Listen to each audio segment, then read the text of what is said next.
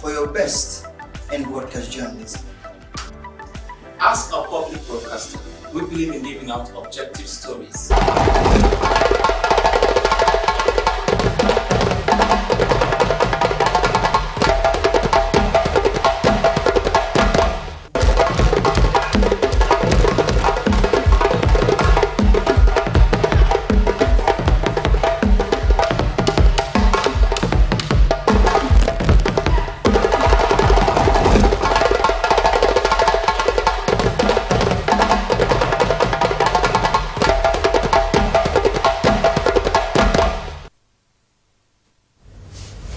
Bodesia wa Slbc Tv va Ibrahim kumami wa dwen be ngama kepe na gima be humberu be na gbeta yugo nchi andam dia we kutuma we na ha bele ta aji electoral commissioner na salumva ECSF ko gwali na we na Kenema chiama go gwali na Kenema DCB yuko gwali na ta tulo ko ya ga na ma kebe na ji na we hi ko we go yita ayevina Hibina na we hi rumede mahawin kawina DCB tita hu na we do maina yini na we tidi ya ko we ege ge mahawuna ji kebe ye pekese afwo ma siamu mala ave bena go ave mpipada electoral commissioner na salumba ECSF tatu ikutuma ogwa na ko glali na we by election Chiama go right na ta Kenema DCB now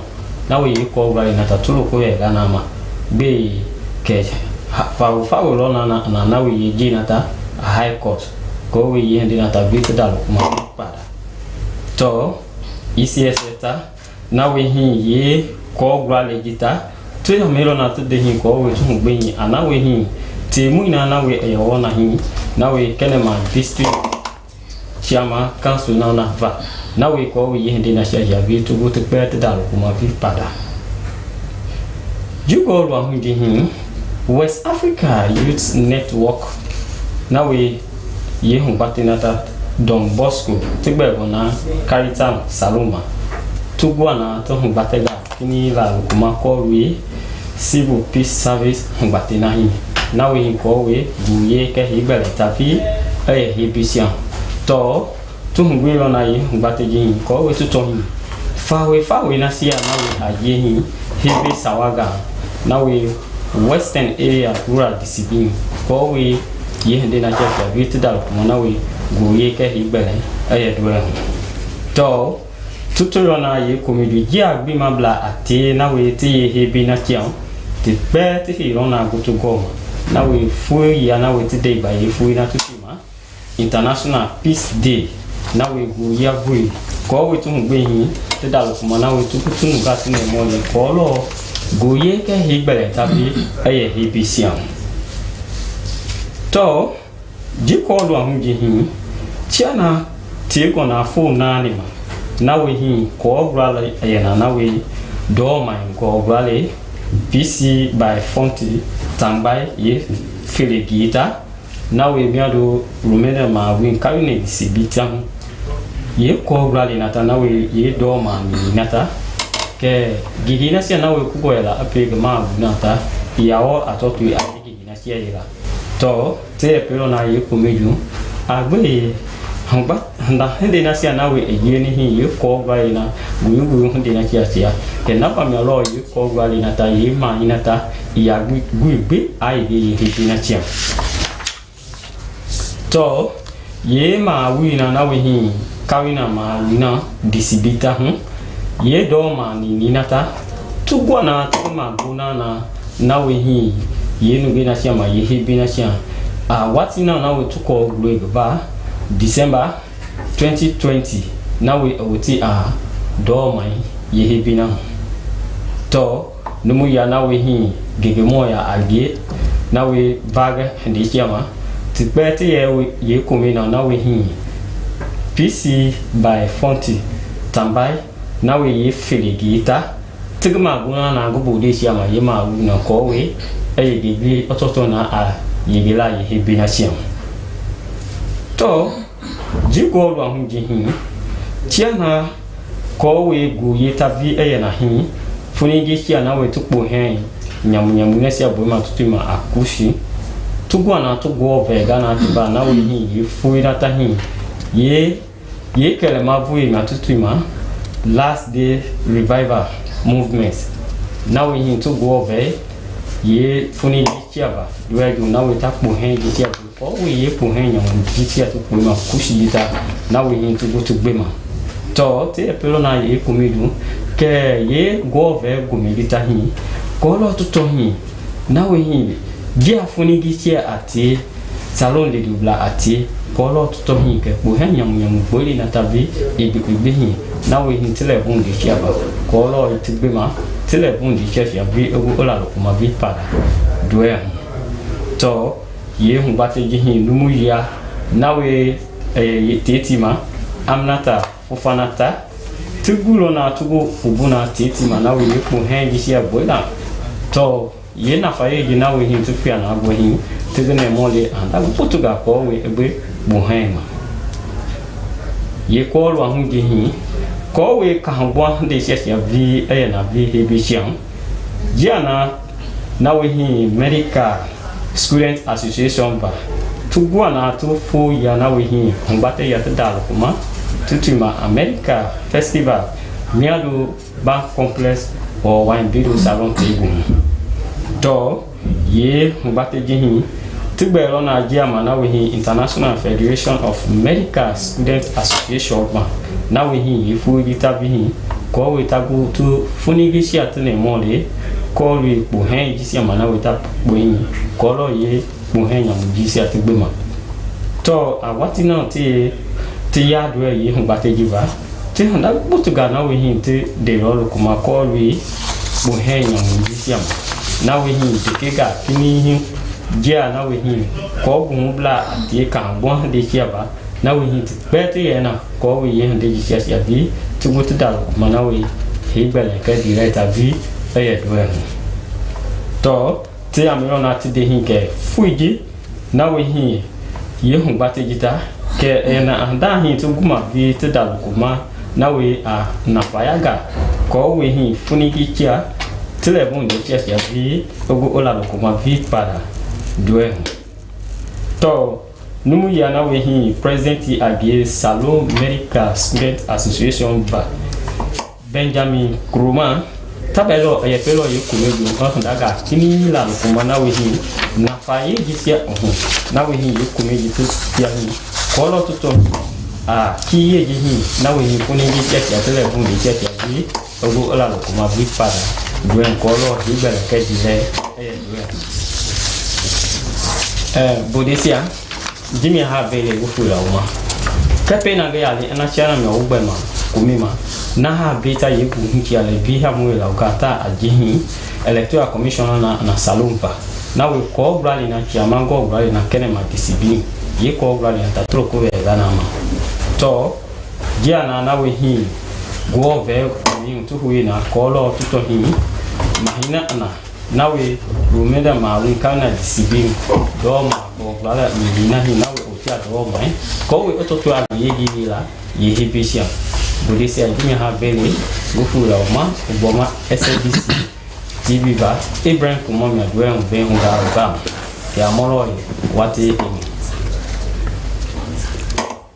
e bas ne muka kurimo wa ika so bas ne muka ango fofongi matilai sakuma kakarin kugba train tanle akira kake isa mabut ne konti mo karanu yenyi ka aringa tono mamu ye makaman so elance afma minun ika tu bumta akera pemoi owe mutak i tmataka taka afosa yira bananye matila ICL ampura sati mapant amekai katiti opakwani owe kai Kenema district owa mutofel yik mutamere kapokali ka antof ngaru mende ka ambaktenga do karine atisumi oba yikandei mwenyi opopasi mapantomo pemoi sabun putakira kake wa kake ma kaman so elin si kaman tarok be wa kera olangba we ba fosa tikituni tiksoto mutman banai ka antofani yen ke matila ICSL pi mo nganya pro sati ma pantamai katiti opak wan oika an Kenema districts ate sobe pimo katikati kito ni ka ambari abana angeka antofanye ni ma eso ko sonko iko katiti ake atit owe la ma pantamenyi mo fi ka ambakatingaru Kenema awa anki te bam tara government se matela West Africa Youth Network yi Don Bosco yi Caritas Sierra Leone na asoto mari kuri kai afum mai klema pant mai matoflika butamira ni pimoy apo karai akbante kane to anpenpengi koi andalilu atepe molomai bakti o telen tsas kai tabakstano kampi masoto iku kai fofiye ko busoro ni pima afmangi yai mama tamangi am woma pantame mi so manda mo benne yi aranga but papia tokoi matalopo International Peace Day waka fo kia fo fri kai kama skulu ni mai yi matani maso bis ba kanto fe katla tla so wa moi on kan su Kenema pa esta camara ngi pimo konongi okare arodani doko mo prene kama pantame ni moloma 30 ans leti poto tasi kabi matiti obaikande PC Fontaine Tambaten oibe kabare ka ankunting nangi ka antof ngaru mendi ka ambakatinga do kare na district ni mo taflo boy di atesumi mo putane mo sempane yi effort fortangi e poidi ka tsangane ka titake obai ikando yengi api antof fangi yengi rumendi yengi ampoto laire ambaso kande molomai train tanle atipotase ka tupto ka train ka ba moeni ampo soto okande afumi yanto fo impimo ampo benko unika so urunenge pasuri kamara ko no bo perdi ma akira obayoni bay fontin Tambaten oibe kamara kan kuntingange akira ko kanto fo akotura fo pa we kono okande kan wafumbe pimo ngaso akat pumala neko teni matofuli butembe neko po ngika antof ngai rumendi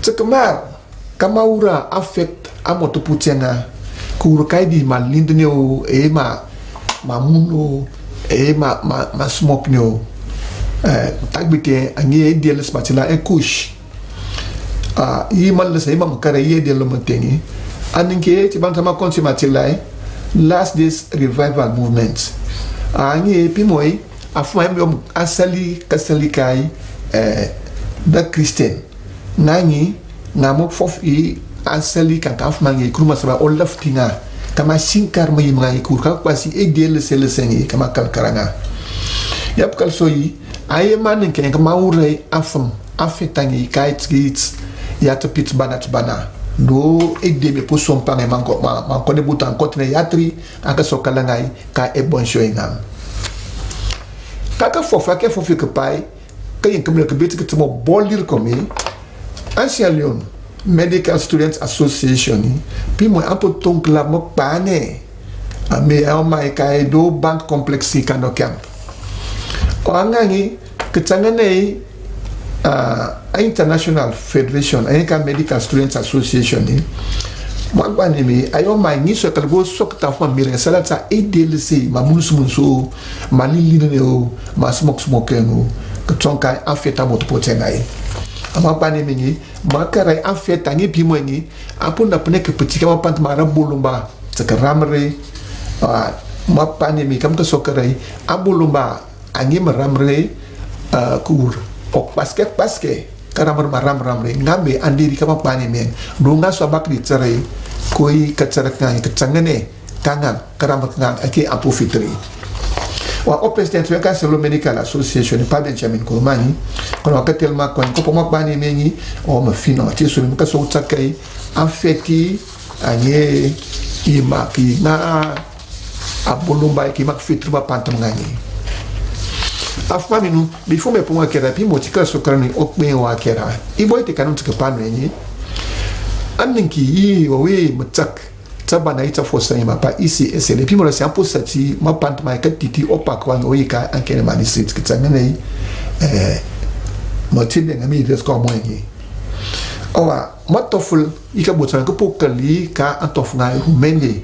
Ate so me mola trenta le te itoni abaya okande. Tenyi oba ikande o ya putite ba ifonsen. Tang ba tengo ibi kamana kan kuntengani. Bi mo apu kila ko kan tofi da ko lankli ko e ka afum nga tofu afum be apu ben ko. Tenyi matoful ke bosan be ka pokali ka antof aromedi. Atala kila kono yi mine isa ma mun butsne konti afwa mine hanto lokala mi patoni mampiaran.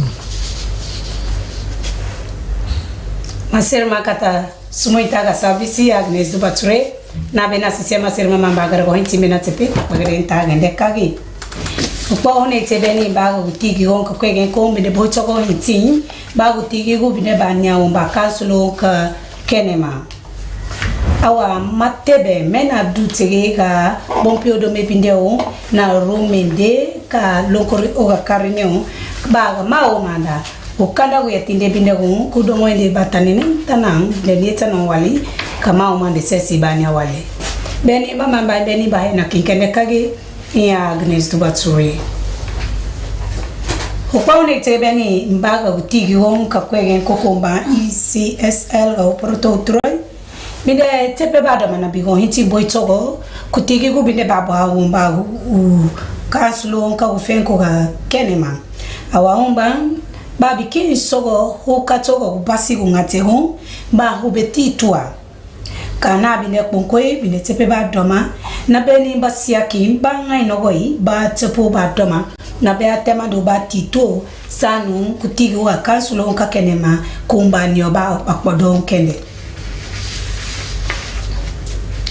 okpon te do mebine na West Africa Youth Network bia bembe mbambi ne sega tabante ukwa udomuha na Don Bosco ukwa udome bile na Caritas Sierra Leone bane agubato ba halgonona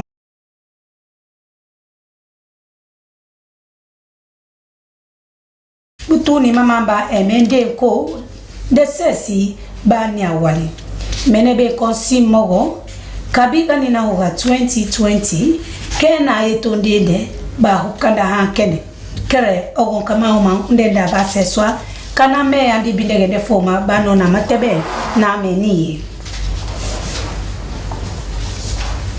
ba mase ba una empati bitone nga koto kare ga hitina ngote odo me binde una kushuka kwege kokumba mukwe muhena mu binde to mu teti ta hemata kenementa hokpo nte odo me binde na last days revival movement hukbo hamba hukbo huna huni egulani abadoma na guramine kumpuke ba huna empati bembemba kamutoma mudene musemu mudome binde muna kush muki muhena mu binde tomu awa binde tunkuna de binde ba binde punkitiandi ba halgono na binde hunene yonko kamuton no mumumba kakwege kokomba mbata hemata keneme yuka kotogo yukeneme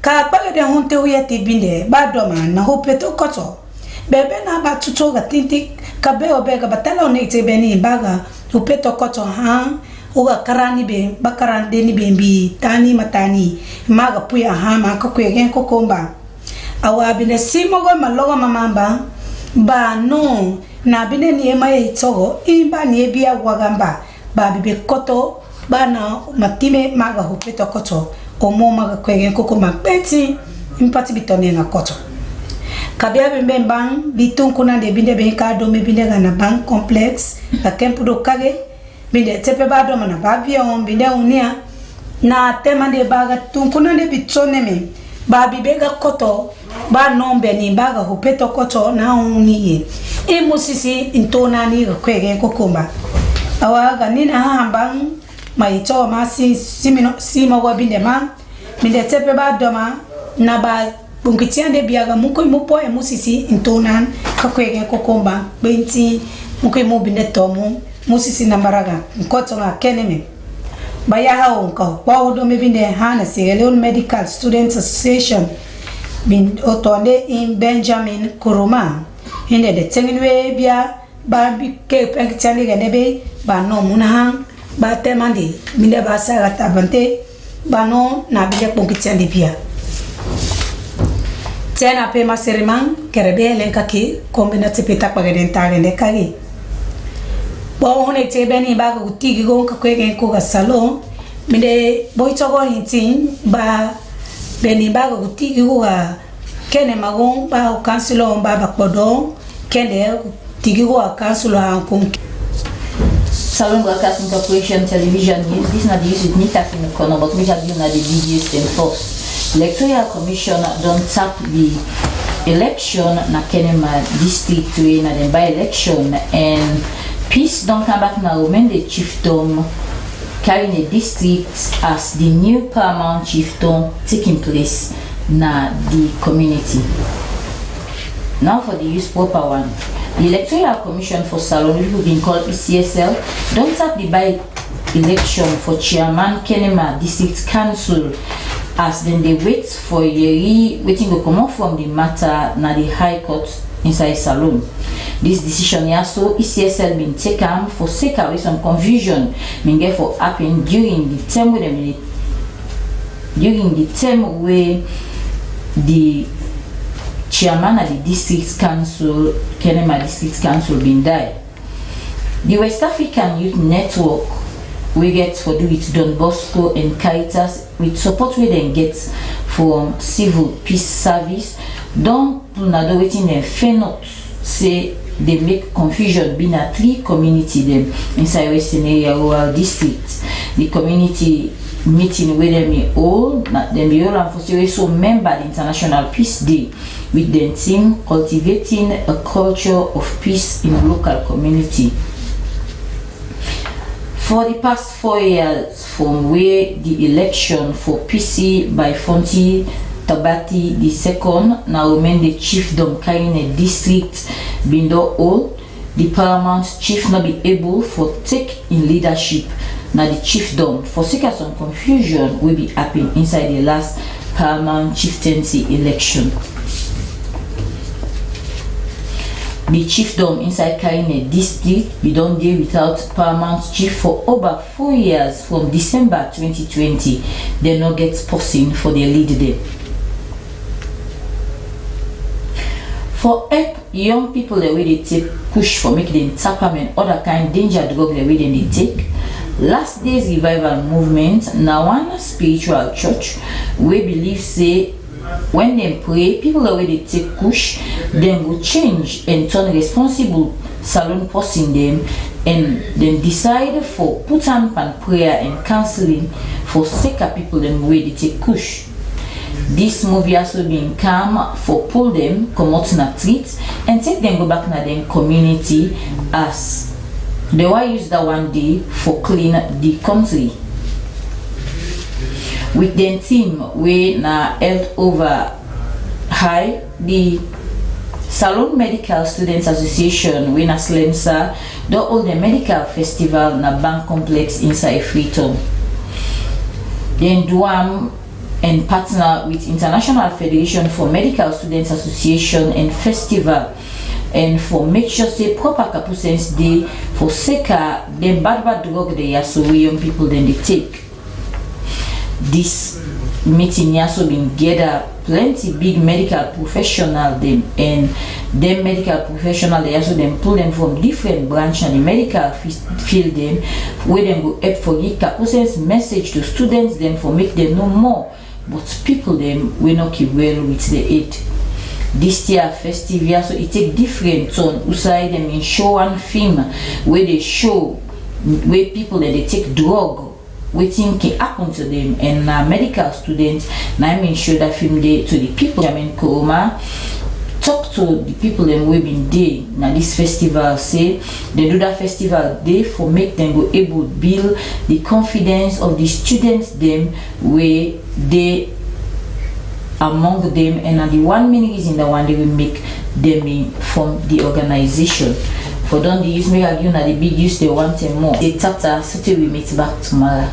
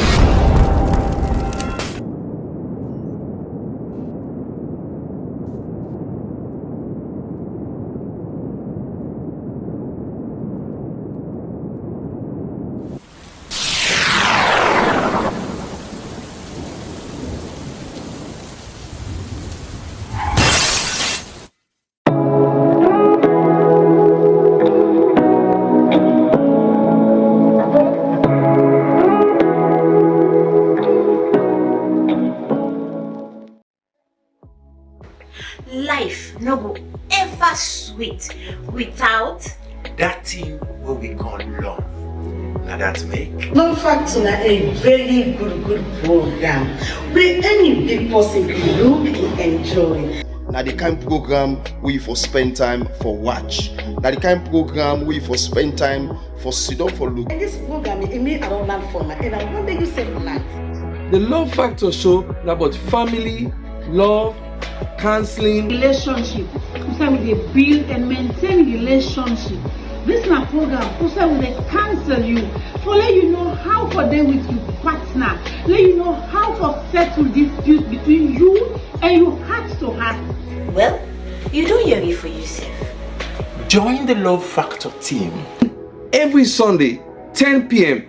for help make we all enjoy love and peace.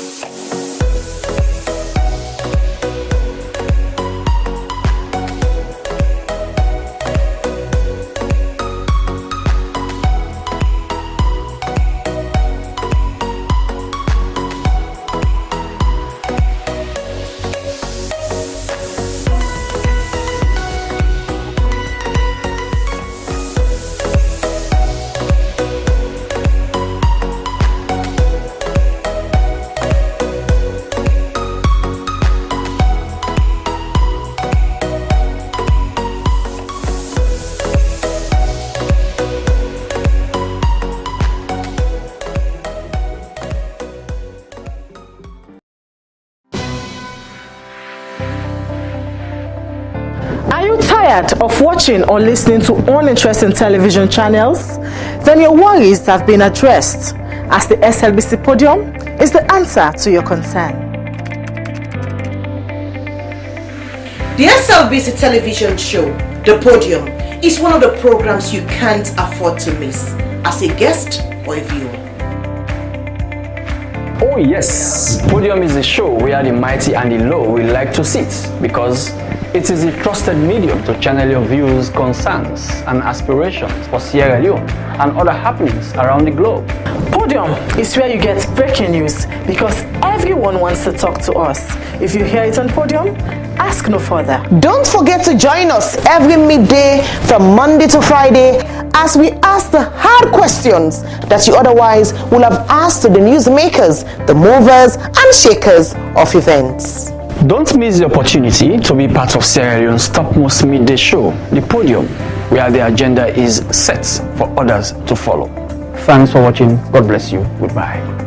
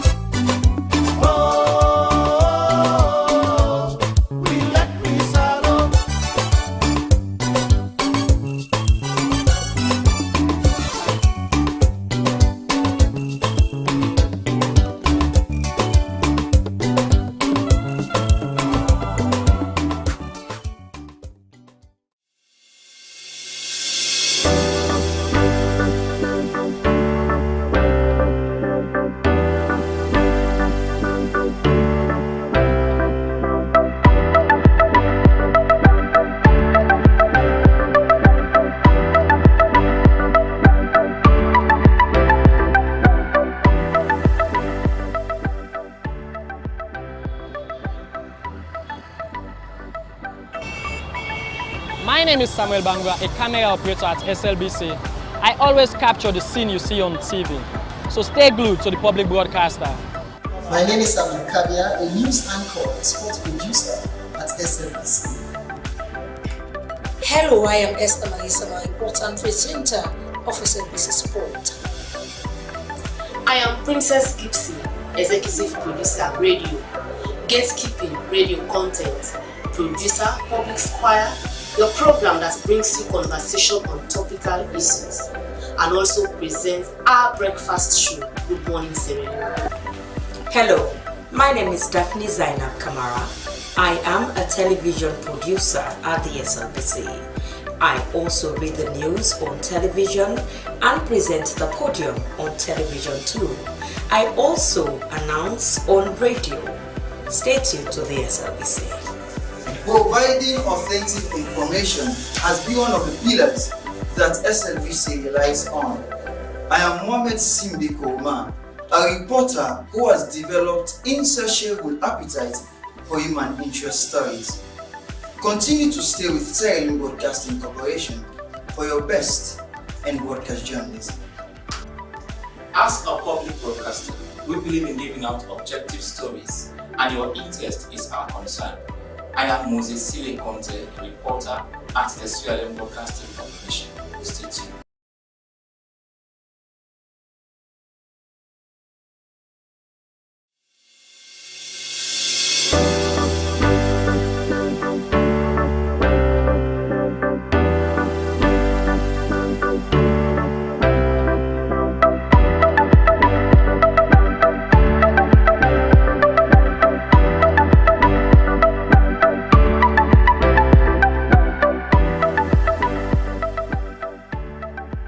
We are the national broadcaster, and I am Sulaiman Baba Toure, a reporter and presenter at the SLBC.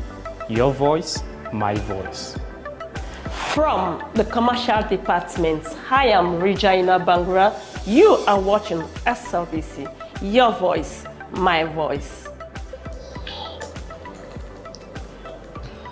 I am Jonathan Turner, a reporter for Sierra Leone Broadcasting Corporation, SLBC. As a reporter, I do stories on education, health, politics, and more. Stay glued with SLBC to watch my stories. Your voice, my voice. Lucian Ganda, producer Wayus, and producer and presenter Christian Renditions on TV.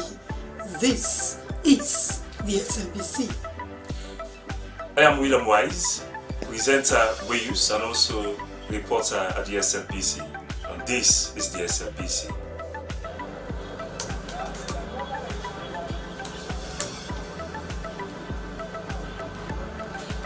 I am Salma Tabak, television executive producer.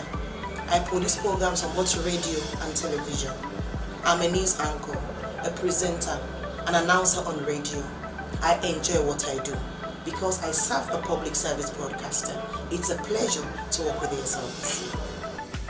I am Tilly Koma, Head of News and Current Affairs Unit, Sierra Leone Broadcasting Corporation. Our news hour now covers several segments.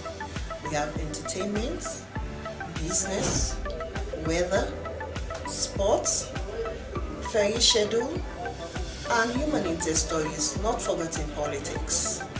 We are doing all that to keep you people posted on what's happening all over the country. Thanks for being with us at SLBC. Keep blue. We are the best.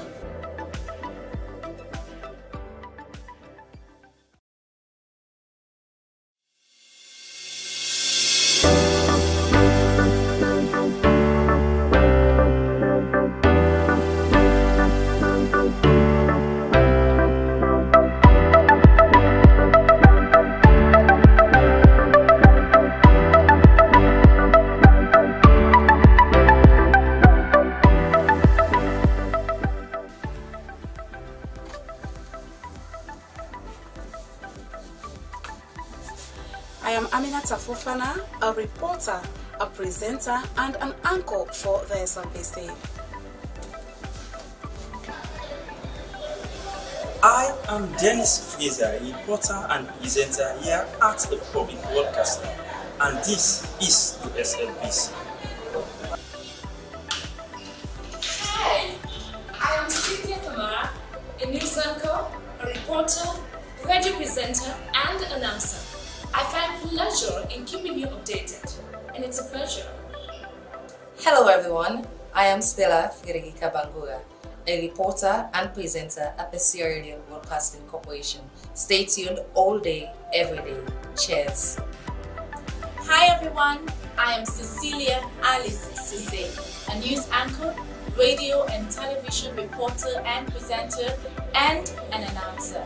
I take interest in stories of human interest, particularly women and girls and minority rights issues. So, keep watching the SLBC, the authentic voice of Sierra Leone. My name is Daphne Kimamakoli, and I'm a reporter, presenter, producer, and I am a voice at the state broadcaster, the SLBC.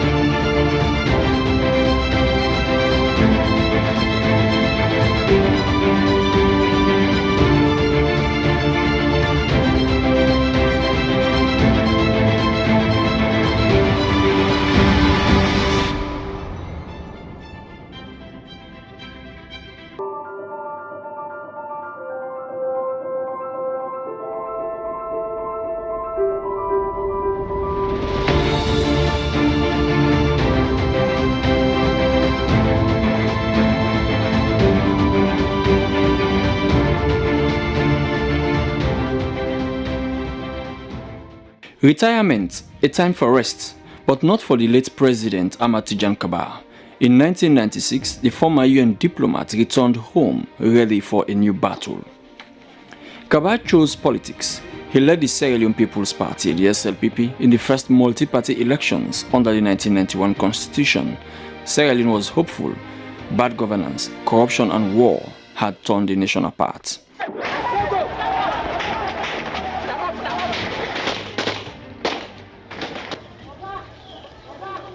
Kaba's election was a beacon of hope, a new beginning.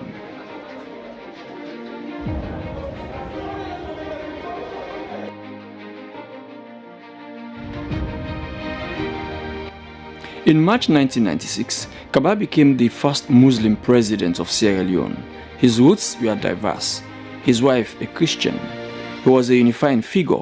Every Sierra Leonean saw a part of themselves in President Kaba. But trouble loomed. In 1997, a group of military dissidents overthrew Kaba's government in a coup d'etat. The coup was unpopular. The country was in chaos and grounded for 9 months.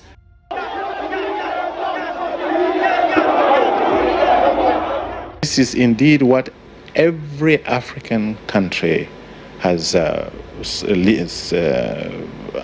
leader has voiced out to me, that they say it's a disgrace, that there's always some problem by some of these hooligans in different parts of Africa, that Africans are embarrassed, they've had enough, and that they believe that this will be the end to any such coup in any other part of Africa. Civil disobedience reigned. The slogan was "No school, no college." One voice that gave hope to a nation in peril was radio democracy. Ambassador Ali Bangura was one of the pioneering voices countering junta peddled propaganda. I was listening to the radio, watching TV, and seeing propaganda being mounted by the rebels who teamed up with soldiers and overthrew the government we elected just about 13 months from before the date of that coup. And I was so furious because having realized the gains that have been made during the short period Tujan Kaba was in office, 13 months to be exact. The exchange rates had been brought down, inflation had reduced, and there was hope. And you cannot imagine having gotten the government headed by such a person giving us a new direction that will bring hope to our people. And you wake up one morning and they say the government has been overthrown.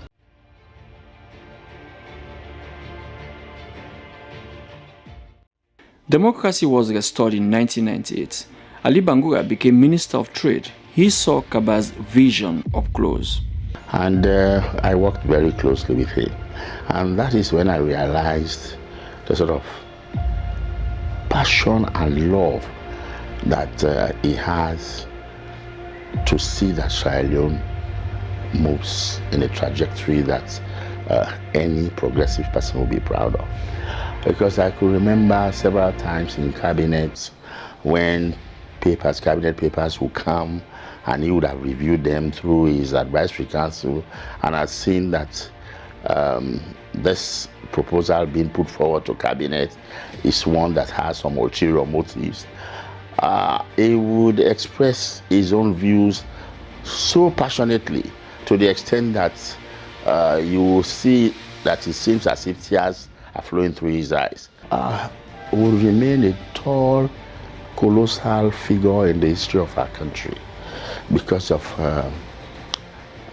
what he did for this country, and those of us who worked closely with him, what we saw in him.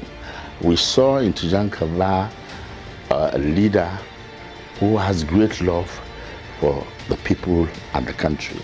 And as a nation, it was the right leader at that time. Dr. Samabaniam was foreign minister. He was crucial in peace talks.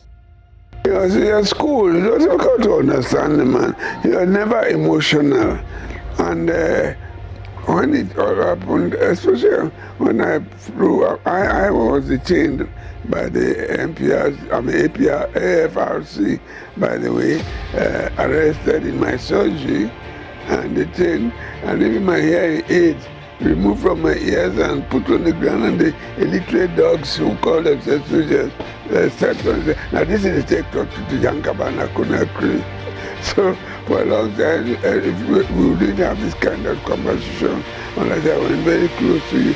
Up to the time I got to Conakry, that's when I got a spare one and used it. So in his presidency, it was not what was good for me, it was what was good for the country. And especially it was the most difficult period. President Kaba's determination was key to end the war. At the height of the war, some of the things he grappled with were the displacement of Sierra Leoneans and the destruction of social amenities. Rebuilding not only the infrastructure but helping people return to their homes was a very difficult task. Kanja Sise was the man who championed that project. He now knew the kind of job I was doing. So he had come with the idea, with this vast knowledge in rehabilitation and post-war reconstruction in some other countries. He came now and now told me, my brother, Mfa, that's the way he used to call me. Mfa, I know the kind of work you're doing. I'm thinking of setting up a new ministry called Ministry of National Reconstruction, Resettlement and Rehabilitation. And I want you to serve in that ministry. Because I know that's the kind of job you're doing. That was a brand new ministry that he's the one who set up that ministry. And then he appointed me. My first appointment into government, into political office was that one. So that is as deputy minister then. So then I started working, in an area that I knew what to do. So he was that kind of man, full of respect, So I served in that position for some time. And then, of course, there was the war. Then we went and we came back. I continued serving in that position. But then he converted the ministry to a commission. And this was because our partners, the donors at the time, said that as a ministry, we were just too bureaucratic for the kind of work we're doing. So because of that, we now converted. He then directed the then Attorney General, the late Mr. Solomon Berewa, to convert the ministry to a commission. Then it became known as NCRRR with a 3-year mandate. We did that, and then later on, because he had declared in 2002, when he said the war done, you understand? Then we now converted the place from a commission for national reconstruction, which was essentially an emergency kind of outfit. We now transformed it to a social fund called NACSA, National Commission for Social Action. And in all of this, he would call me and tell me what he wanted to achieve through the new commission, NACSA. And that is how we went all over this country rebuilding. Because, essentially, the war, the nature of the war in Sierra Leone was characterized by destruction of social and economic infrastructure. Schools, clinics, all over the country. The rebels would just go and burn down villages and towns and just destroy everything. So that was the task he gave me, to now do rehabilitation and then support the resettlement and reintegration of ex-combatants, of displaced persons all over the country. Now, we had many displaced camps all over the towns, even here in Freetown, but then taking them all back to their villages and their places.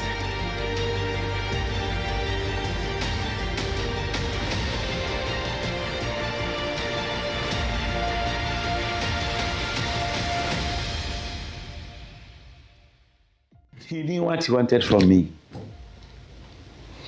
He knew what he wanted from me, and so it was an issue of mutual respect for each other.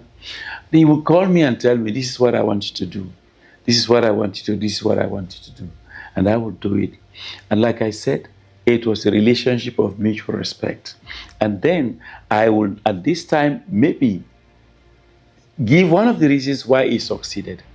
He was a very liberal man, liberal-minded. And because of his experience working with the UN, he knew what to do. Some of us younger at the time, who were younger at the time had very, very radical way of trying to do things, especially the impatience we had with the rebels. You know, just thought that military might should be exhibited, should be shown, so that he will tell us and say, call us and say, look, even if you have only one rebel with one AK-47 in a country, he goes and stands in a very remote village and he fires that, already he brings chaos into the country. So I have never seen in my life where war has been ended through fighting. So you have to be patient with me. We have to make sure that we finish this war through negotiation. Dr. Julius Sandy believes that the country couldn't have had a better leader at that material time, whose vision and commitment were to transform his country and change the lives of his people through the recalibration of the state machinery. Those were very crucial moments. That was the moment when we needed Pakaba most. Yes, and that was a godsend for us. He was calculated, he was genuine, he just liked the country and he wanted to make sure that we had peace at all costs. But that was just part of his priority. But the main priority was to ensure that we have a stable, productive, and strong Sierra Leone in all spheres of engagement, in the economy, the civil service, the security sector, and all the sectors. That was it. I mean, imagine we were just emerging from war, kind of, although the war was still hanging over us. And then here was the president who had this experience in ensuring that we have a stable regime. You can imagine the drawbacks. One step forward, two steps backwards. Not because of his leadership, but because of the insurgency at that time. So he was just a godsend leader at that time. From the day I was elected, even before I was elected, it was really on my campaign program that I was going to bring about peace to Sierra Leone. Kaba believed in unity. He built a broad-based government and engaged young people.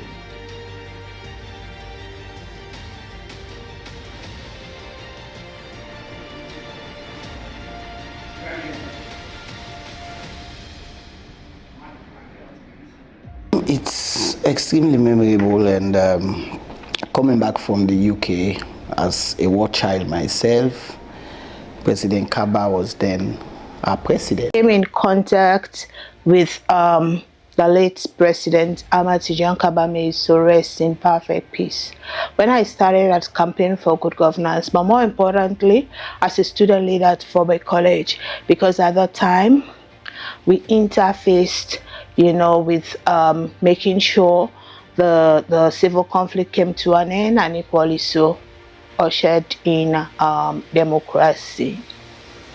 Whilst at Campaign for Good Governance, then we were very, very youthful, just coming from college.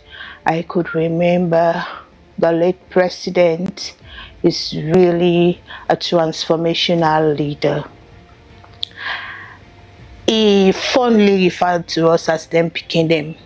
During the post-conflict reconstruction era, there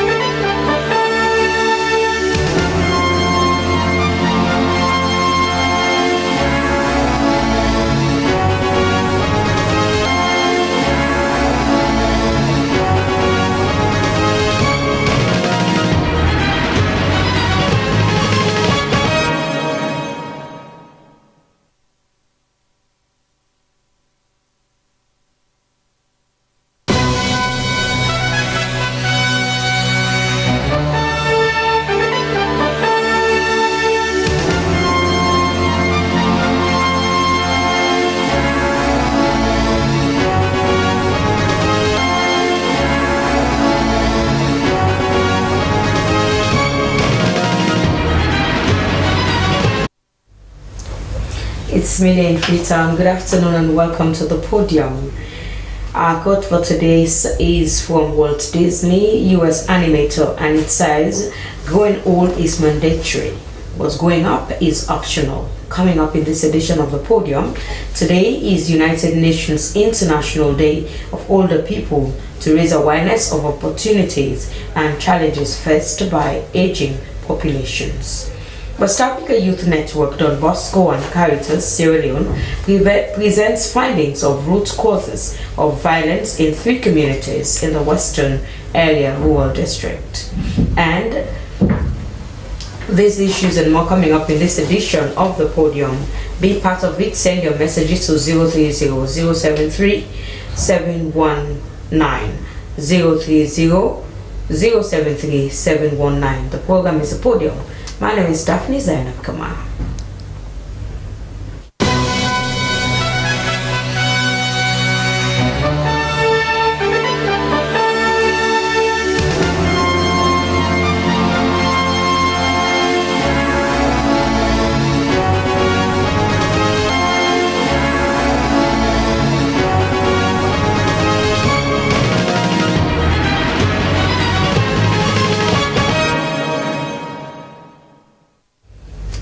Welcome to the podium.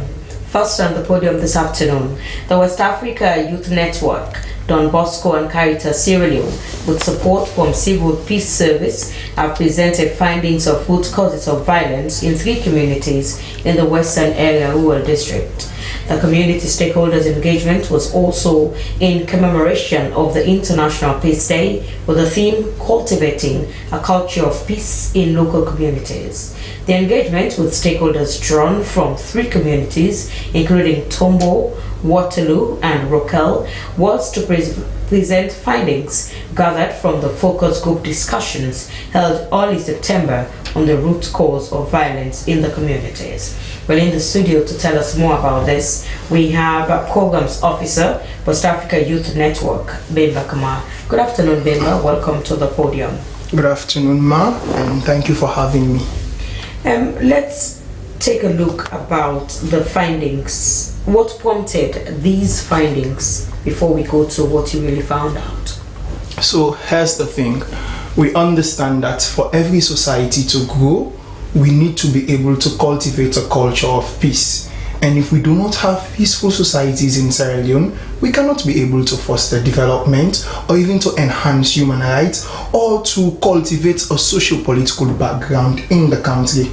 We realized the effects the civil war had on Sierra Leone and how much money the country loses when we have conflict. For example, on August 10th and the Tombo incident. And we want to be part of the room where decisions are made to end these conflicts and to foster development. That is what prompted us, the West African Youth Network, Don Bosco Fambul, and that of Caritas, to act in these communities that we have identified as being sensitive to conflict.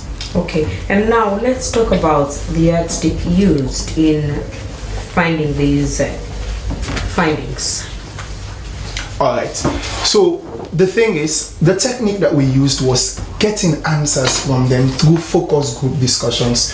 We understand that if you want to actually devise intervention-based strategies, evidence-based intervention strategies, you need to be able to get the views from the people themselves. So what the three organizations did was, we went to the communities, taking 20 participants from each of the communities and had a long talk with them in groups. And from these talks, we were able to mitigate, or we were able to spread out our research questions in such a way that we'll be able to get a holistic approach of what are the things or what are the problems these young people or these people face in their communities. Okay, now let's come to the findings. What did you find out? So the first thing that we came to find out was a barrier in communication. That was the first thing that we came to find out about the things that lead to barrier conflict. in communications with who? Now, between stakeholders and the community people. In Tombo, for example, one of the notable findings that we came to understand was, when you look at the incident involving the fishermen and that of the community stakeholders about a couple of years ago, it was actually a barrier in the communication processes that led to that. A decision was made and it was not communicated directly to the people, and they were not consulted as well. So they feel like if when decisions are made, they are consulted and they are brought to the table to be able to give out their own opinions on some of these issues, they think they will be in the position to be able to accept the decisions and as well as be able to contribute positively to decisions being made. Another finding we came to understand was that differences in our ethnopolitical ideologies also result to conflict in these communities. Now, Professor Jimmy Kande wrote a book in 1992 called The Politicization of Ethnic Identities. What he described was that we are divided in our communities not because we hate our tribes, it is because we actually identify our ethnic groups to political parties, and we came to notice that it is the same thing that these people were challenging to us in our discussions with them during our focus group discussions. And what we came to find out was when political violence happens in these communities or there is a conflict amongst subsets, it is because of the differences in the way they view political happenstances in their communities and the tribal leanings that they have been able to identify themselves with. So these are the two major factors that we devised from our focus group discussions in the communities. Okay, now after all of these discussions, do you have solutions with regards to the findings? It's very simple. We think we want to start by raising awareness. In fact, how we structured our program was we wanted them to tell us ways in which they think would be able to solve the conflict that arises in their communities. And so the first thing they told us was we want to be able to get sensitization programs regularly within the communities, telling us how and which measures we can use to be able to avert conflict. Okay. That is the first thing. And they thought we should have regular stakeholder engagements, and the regular stakeholder engagement will also provide us with an opportunity to hear the views of the stakeholders on what are the challenges they are having with regards governing their people in their community, and how we can be able to provide a platform where the people that are governed and the people who are governing can be able to reach at amicable solutions or amicable peace talks to be able to resolve conflicts. How possible will that be for you based on the fact that you are not the government, you're just NGOs working together to make sure peace reigns in some of these communities? So we're acting as a liaison body between the community stakeholders and the people in the community. We're not there, we are what we refer in our local languages as middlemen. We're not there to enforce decisions upon them. We are just merely there to provide a platform where these two groups can come, sit down and be able to discuss amongst themselves, both the stakeholders and the community people, whatever outcome that comes from the discussions that they get, we will be in the position to commit them to enacting those outcomes. We do not tell them what to do, we merely speak to them. The question I'm asking, you're misunderstanding me.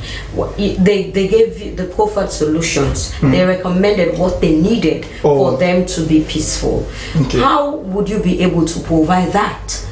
Based on the fact that you are not the government.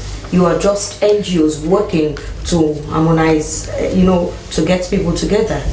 So in civil society operations, what we notice is when you have carried out a research or when you have ended a particular focus that you have been working on, what you do is you have follow-up mechanisms that you follow through with. These follow-up mechanisms will not only provide you with feedbacks, they will be able to show you how you can intervene in helping these communities implement the solutions that they have gathered. If it means giving them the resources or helping them to develop the expertise that they need in implementing the solutions through capacity building workshops, these are the things, these are the channels that then you can intervene through. And your relationship with the stakeholders, especially the government, there's a Ministry of Social Welfare, security operators and all. Let's talk about the relationship for them to listen to most of what the people say through you.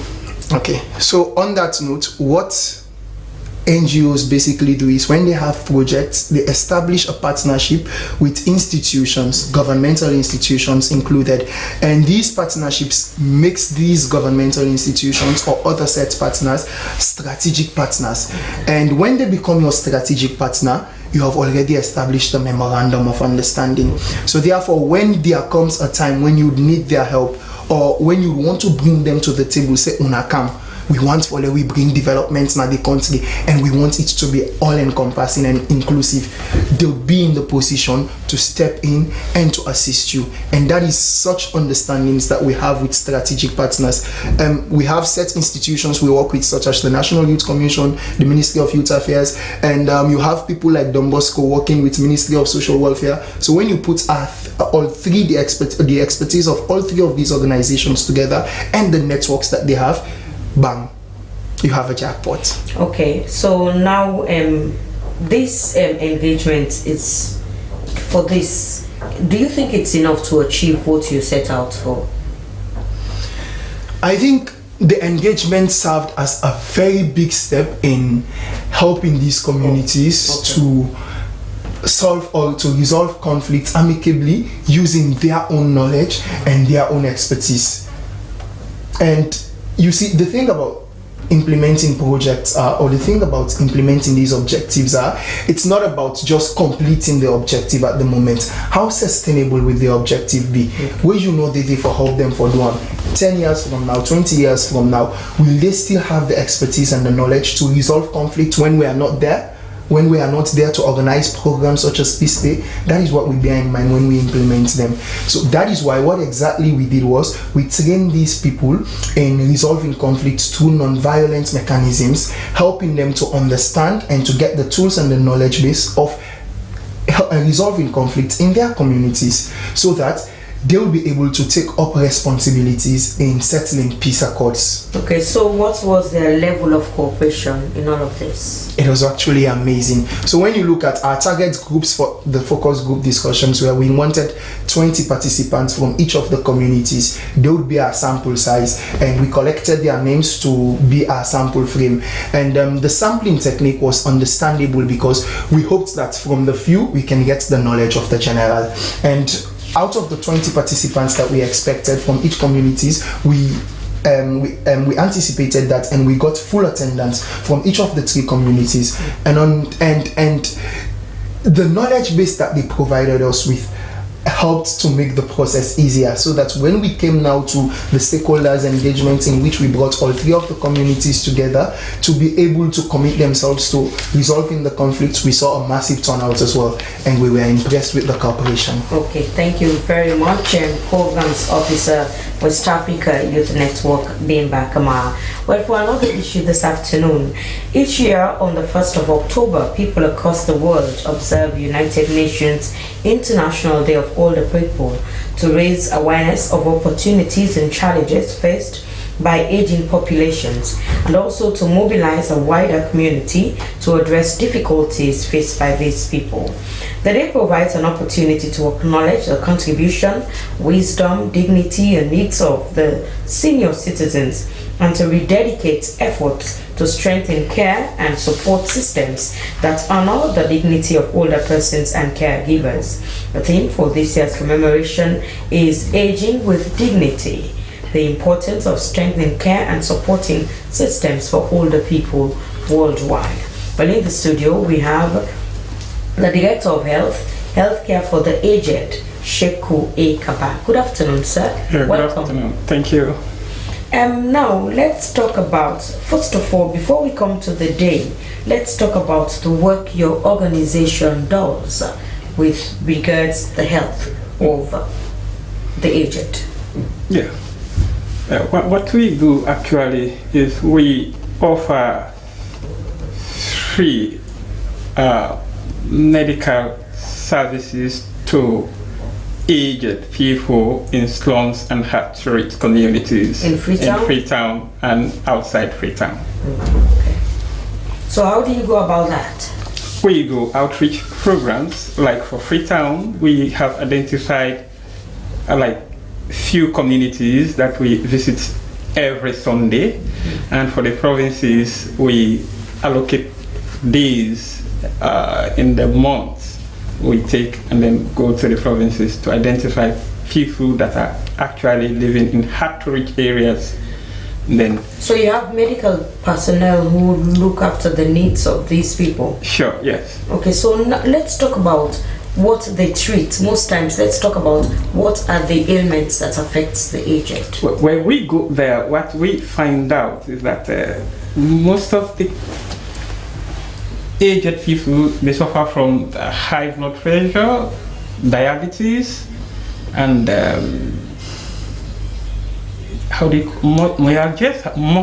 muscle pain, let me put it that way, malaria. These are the cataract, glaucoma, and then a few surgical cases which we do refer to the surgical officers. Okay, and now coming to the day, we see every year people celebrate this day. Do we in Sierra Leone have a reason to celebrate the aged? Well, there is always a reason to celebrate because so you think the aged are well catered for, they are looked after, and that is the reason why we should celebrate. Celebration also is part of sensitization, creating awareness, so that people, authorities out there will know that there is a need to look after our aged population in Sierra Leone. Because I was talking to a few guys out there. There was a project we wrote on malaria, because when we find out that approximately 90% of the people we visited suffer from malaria and diabetes. So we wrote a project and directed it to the malaria control program, who happens to be my friend, and then he was telling me that, look, my friend, it's not that we don't have funding, but there is no policy in Sierra Leone that we give us the authority to release funds for targets. So the best we can do is maybe you have to look elsewhere, but I cannot help. So, but with these sensitizations, these celebrations, you know, it will create that awareness. For just a day, year in, year out, you think it's enough? Well, it's not enough. And that's why I said we are like we do every Sunday we go out. Okay, in as much as we are going out to treat, we are also sending messages outside to those we treat. Okay, we talk to people so that they will know and they will see the need for us to give attention to the aged. And now let's talk about the opportunities for the aged in this country. As your organization, I believe you know most of what obtains. Mm-hmm. Let's talk, are there opportunities for them? Well, how would I put it? There is always hope. Let's not hope. Let's talk about feasible, what we can see. What we can see What's at the moment. now, yes. At the moment. That's what I'm asking. I'm afraid there are none, except what we are doing. And what we are doing is the fact we have. Well, you're not enough, because I believe you just cater for. That's what I'm saying. No, it is the fact that we are just choosing to fill in that gap, like augmenting the effort of what was supposed to be government's responsibility, because it will apply in other parts of the world, and we should not be an exception. Okay, and now, what solutions would you proffer so that the aged can live as how they're supposed to live? Because we know aging is an opportunity. Not all people go old, but it's mandatory, like the code says. Mm-hmm. Like I said before, one, we are advocating for a policy for them. A policy that will look after them, that will guarantee their dignity, their respect, the policy that will assure of their health, just like we have for kids and lactating mothers. That is what we are advocating for, and that is what we've been pushing. And like I spoke to the Director of Social Welfare today, who have assured me that yes, very soon that policy will be out, because we have engaged them not once, not twice on this policy thing. And then today he told me that very soon the policy will be out. Okay, and now you are concerned mostly about the health of the aged. Let's talk about all the problems and challenges these aged face: shelter, food, and the others. Yeah, well, you know, traditionally, it is difficult, especially so for Sierra Leone, where those who are having that kind of living are those who are educated, and then 90% of them are less educated. So it is difficult for them to reach that standard of living. But then, like I said, we shouldn't give hope. We are advocating and we are pushing, and with hope we will reach there.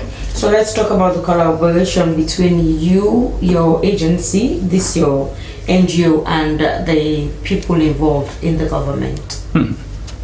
It's cordial.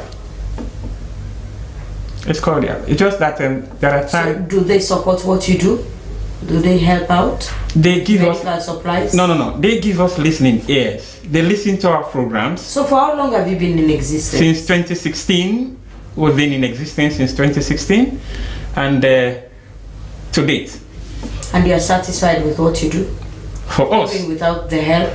No, for us, we are satisfied with what we do. But when you say going without their help more, we've been asking. It's not that we've not been asking. We've been asking. They will say, but they are not doing. But we have accepted that challenge and we are pushing. So as an organization who caters for the aged, what does the government do for them? Do you know? At the moment, we had a meeting last at the Ministry of Social Welfare. They invited us to discuss what they call social security safety net. And in that discussion, we were talking about retirees, what they get. By then, senior officials were there. And what they told me was they are working on a modality that will guarantee the convenience of the aged. But they were targeting pensioners. Okay? And I was telling them there are people who have never been to school, they are Sierra Leoneans, and they are here suffering because we go out to the streets, we go to these slums areas. And as I was speaking at that time, we are having 16 cases in Connaught Hospital that we refer, for surgical operations under our cost.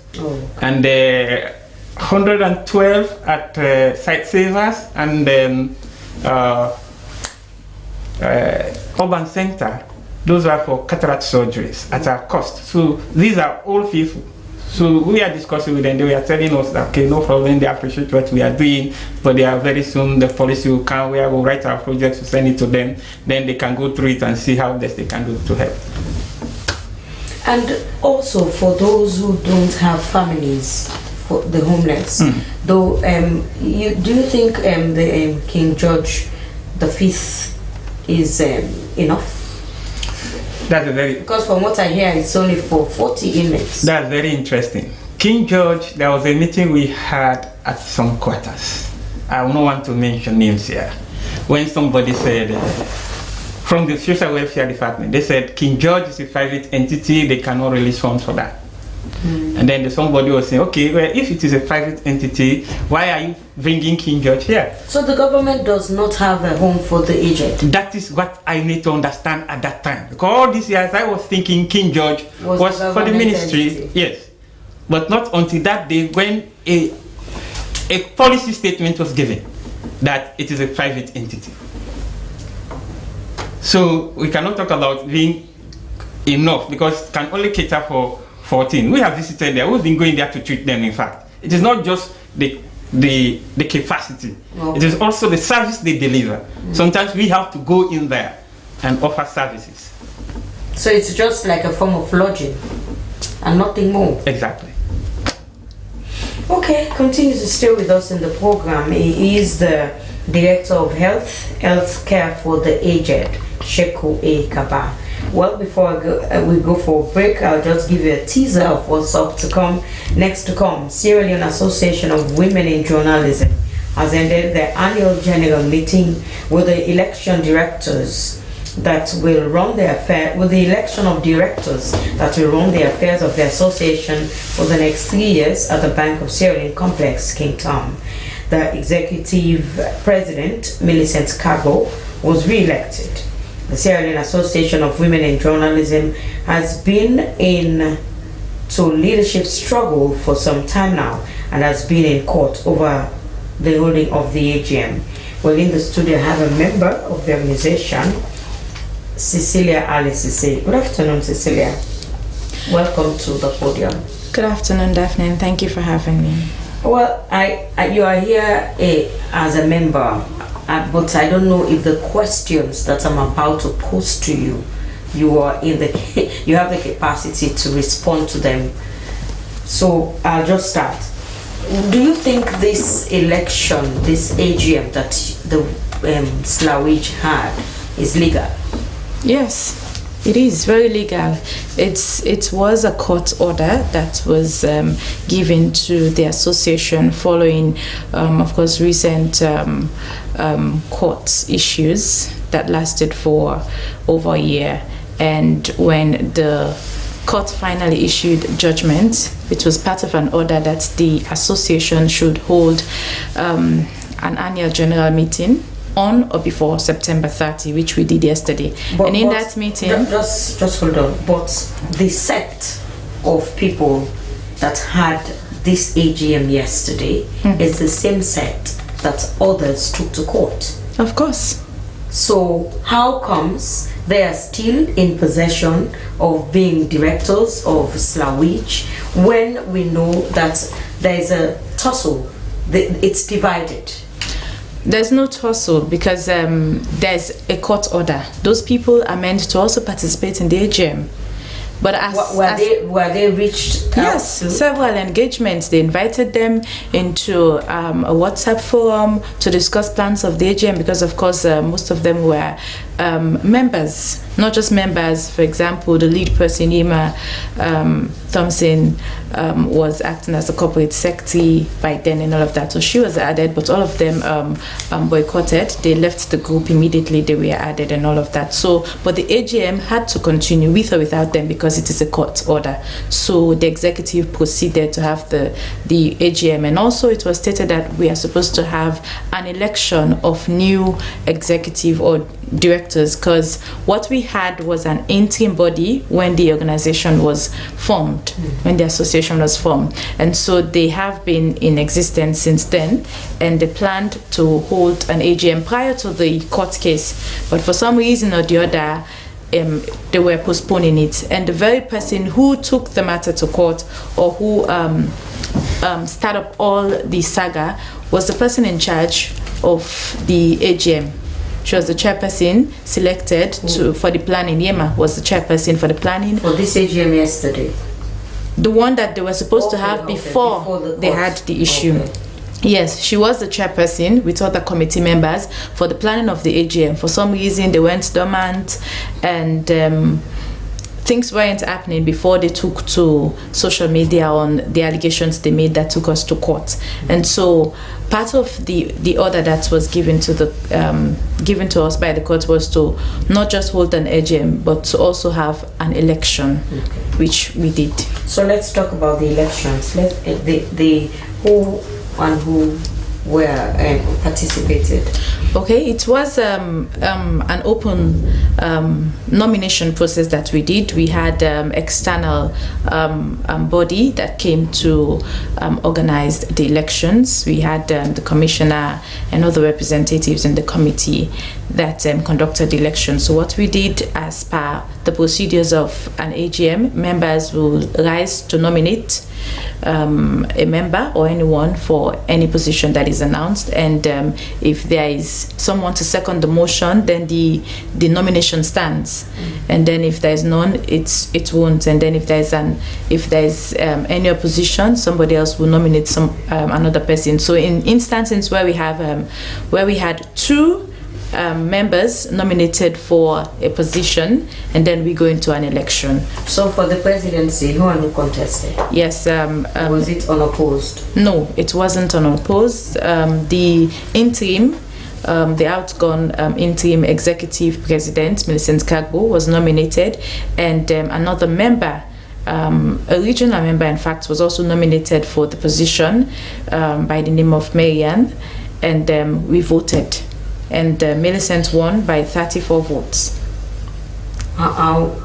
Leading by 34. Yes. What did the other? 2 votes. 2 votes. Yes. Okay. So, well, let's take a break. We'll come back to you. You're watching The Podium, coming to you live on Slbc Television in Freetown. We go for a short break.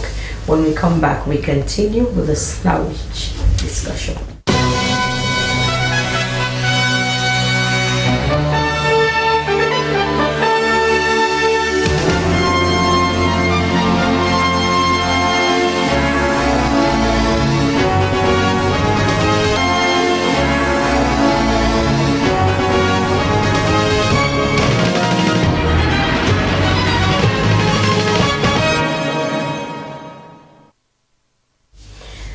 You're watching the program, coming to you live on Slbc Television in Freetown. Be reminded that you can be part of the show. Send your messages to 030-073-719. Well, still with me in the studio is Cecilia Alice Sise, a member of Slbc.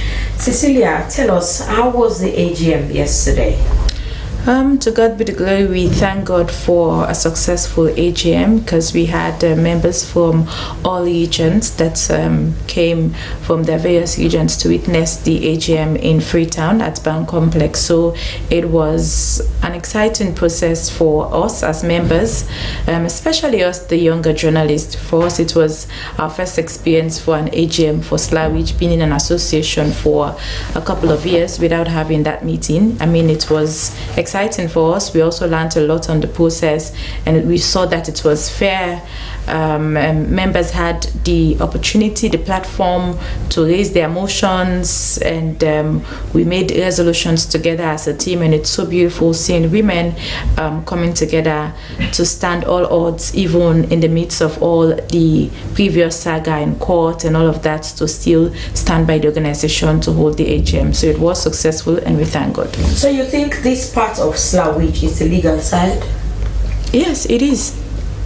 Why do you say that? Because we know originally there were people who came together to form Slbc. Yes. And then one person did not want to give up. As they say, like, if I give you something, just hold it for me. And then you do not want to relinquish what I gave you to keep. And that's how the problem came. So, and these the founders are no longer there. So you think it's the same Slbc? Slbc is not a one-man show. And I know. Slbc is a company limited by guarantee. And so what we have is not one man holding the show. Those people that you're talking about constitute Yema Thompson and the founding members. I'm saying we had Maya Makaifona, we had Millicent Kagbo, and a host of others. Yeah. The name alone, they registered. Yes. For them, but you are still using Slbc. So yes, we still have the majority of the founding members, and so 2 or 3 people cannot hold the activities of Slbc, and these are issues that can best be discussed by the president or other executive members, as you rightly introduced me as a member of Slbc. Okay. And so I would want to... So another one, what I want to ask, yesterday when Millicent was re-elected, when she was elected, because you said she was just an interim leader. Yes. Now that she is a full president, what did she say? What hopes did she give you as an organization? So we did not have any further speech after the election. It was the last business of the day. Okay. Yes. So we're looking forward to have a message from her. So during the AGM,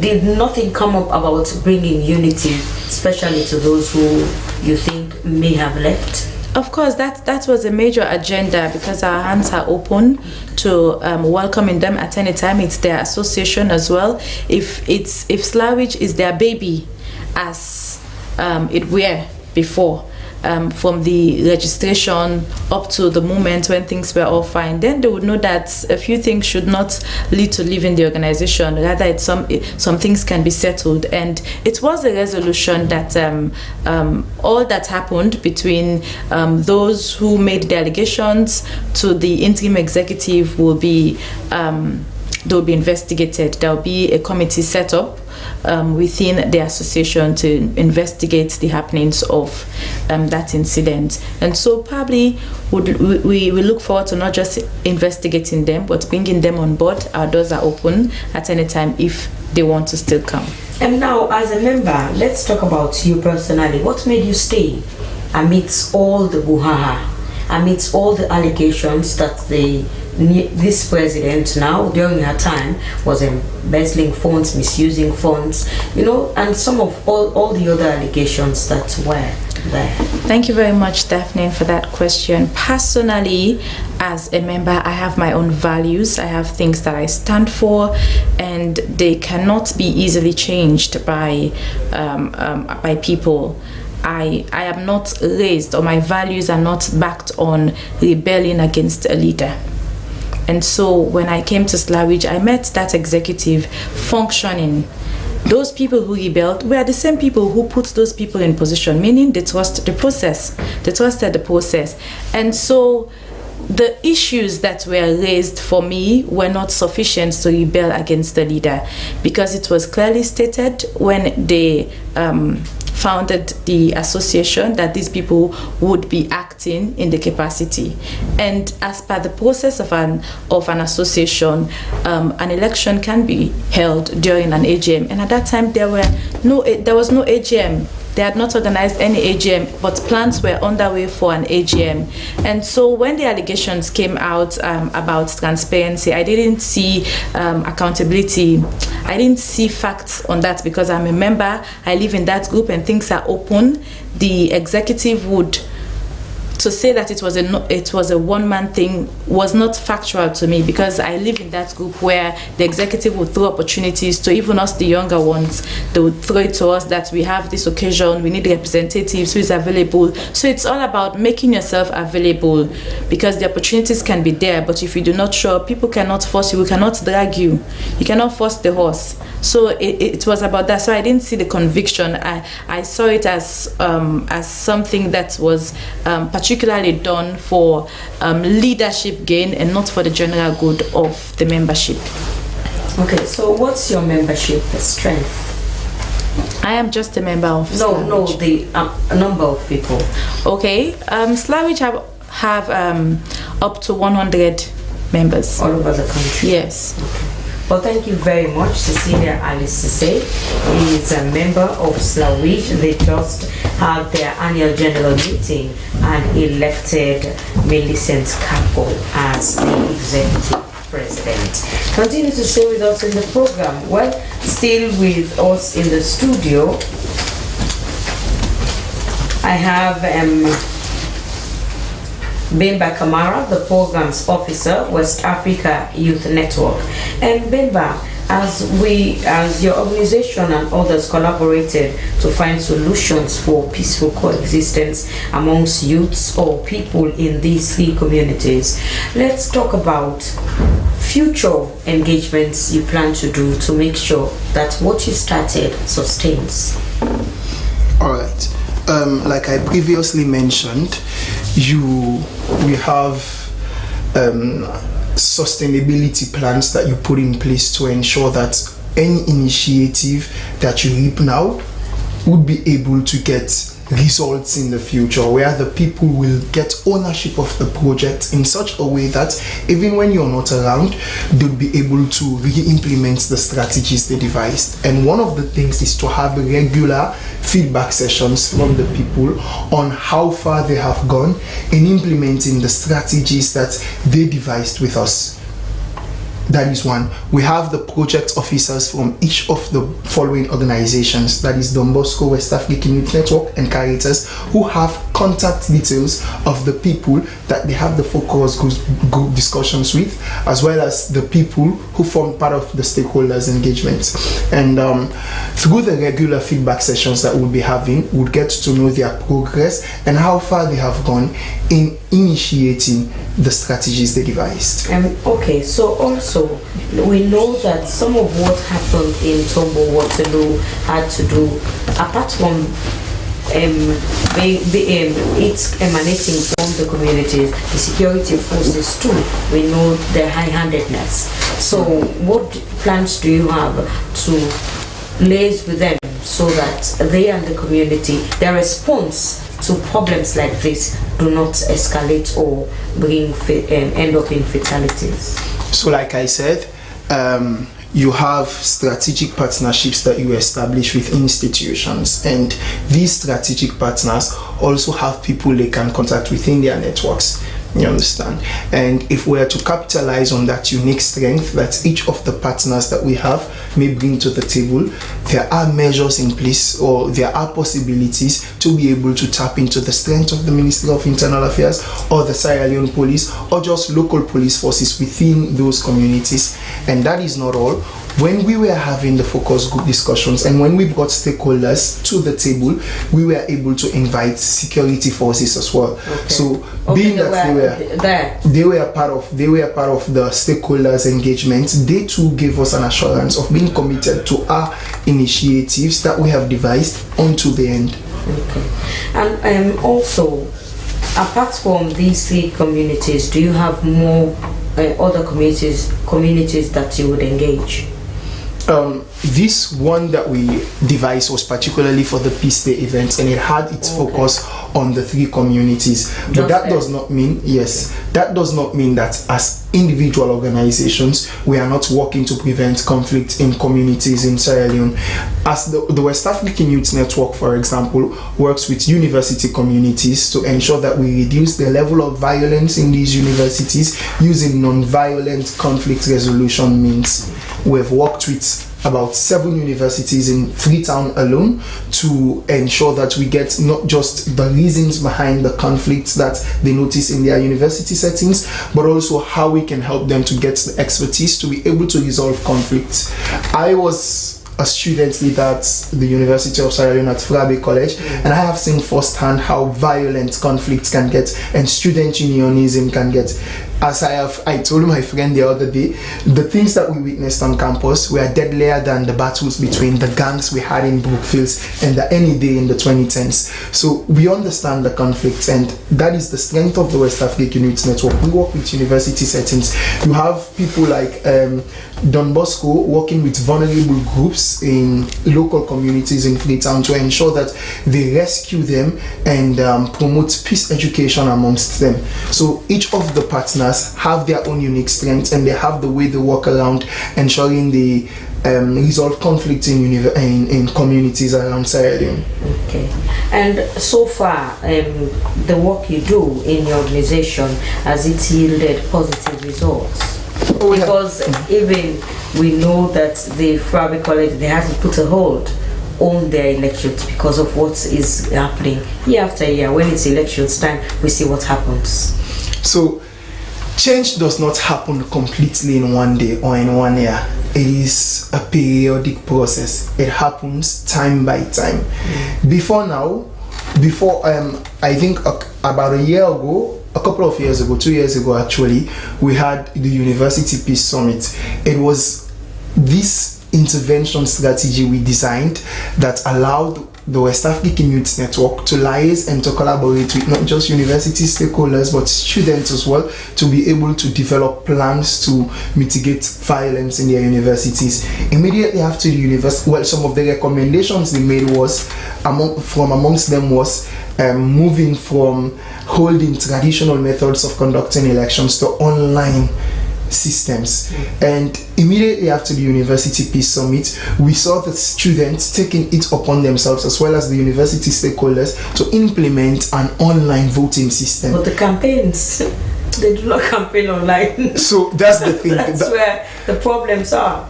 Yes, so that's the thing. Like I said, if you want to create change, it does not happen completely in one day. It has to be a continuous engagement. Immediately after that, we had another partnership with OneUp. We had it with CCYA, Women's Forum and Advocate, to understudy, to carry out a research to tell us what are still the causes of violence in the universities. So from what they will tell us, we are going to use it to re-implement strategies of ensuring that our end goal, which is to see violence-free university settings, is achieved. Okay. And also in all of your engagements, and most times we notice that most people, regardless if they're educated or uneducated, they follow what their leaders say. Like in politics, like what happened in Tombo, Waterloo and all of this, like in politics, most of them listen to stakeholders in the community. They'll tell you not to relent, do this, do that, and they'll follow. So let's talk about what you plan to do to make sure that these leaders do not mislead these people to carry out their own agenda. So here's the thing. We believe every man has a mind and a conscience of theirs. And but most tend to follow the crowd. And that is why the first thing, like I don't know if you remember, I mentioned that we are going to ensure we embark on sensitization campaigns. These sensitization campaigns would not just be to sensitize or raise awareness about conflict in the communities. It will also be a means or strategy for these communities to get education, peace and political education on what it is what is their right and what is their responsibility. So if you as a stakeholder come to these people and you want to impose your own plans, your own little shenanigans on them, if they know what their responsibilities are and what you're telling them is not amongst their responsibilities, they will begin to ask questions. But I'm not supposed to do this, so I'm not supposed to do this. You not get right for telling me for do this, so by so doing, they'll choose wrong from right. Okay, thank you so much. Continue to stay with us in the studio. Still with us, we have Sheku A. Kaba, the Health Director, Health Care for the Aged. Now, Sheku, let's come to the theme for this year's commemoration, Aging with Dignity, the importance of strengthening care and supporting systems for older persons worldwide. First of all, I want to ask, are the aged in Sierra Leone dignified? Well, how would I put it? It's a yes or no question. Okay. Yeah, I would say yes. Some are. Exactly. Others are not. Some are yes and others are not. Because I will speak on based on what happens in the field. When we go to the field, okay, there are some people when you go there, you see an old man, they will classify as which. Now when you check that person, is the person not financially stable, the person is maybe, I don't know if I can call the person chronically poor, if I can borrow a word from one guy who said, is it chronically poor? I say, what do you mean? He said, these are people who cannot afford 40 leons per day. I say, oh, director, there were many. Because there are some people, they will spend 50, but that 50 is given to them by their parents. So like, when we go up the hills, you see those kind of people, okay? But then you see some people also who are quite, dignified based on their background. So it's a yes or no. Okay. But the question is there a system that dignifies old people in Sierra Leone? No. Okay.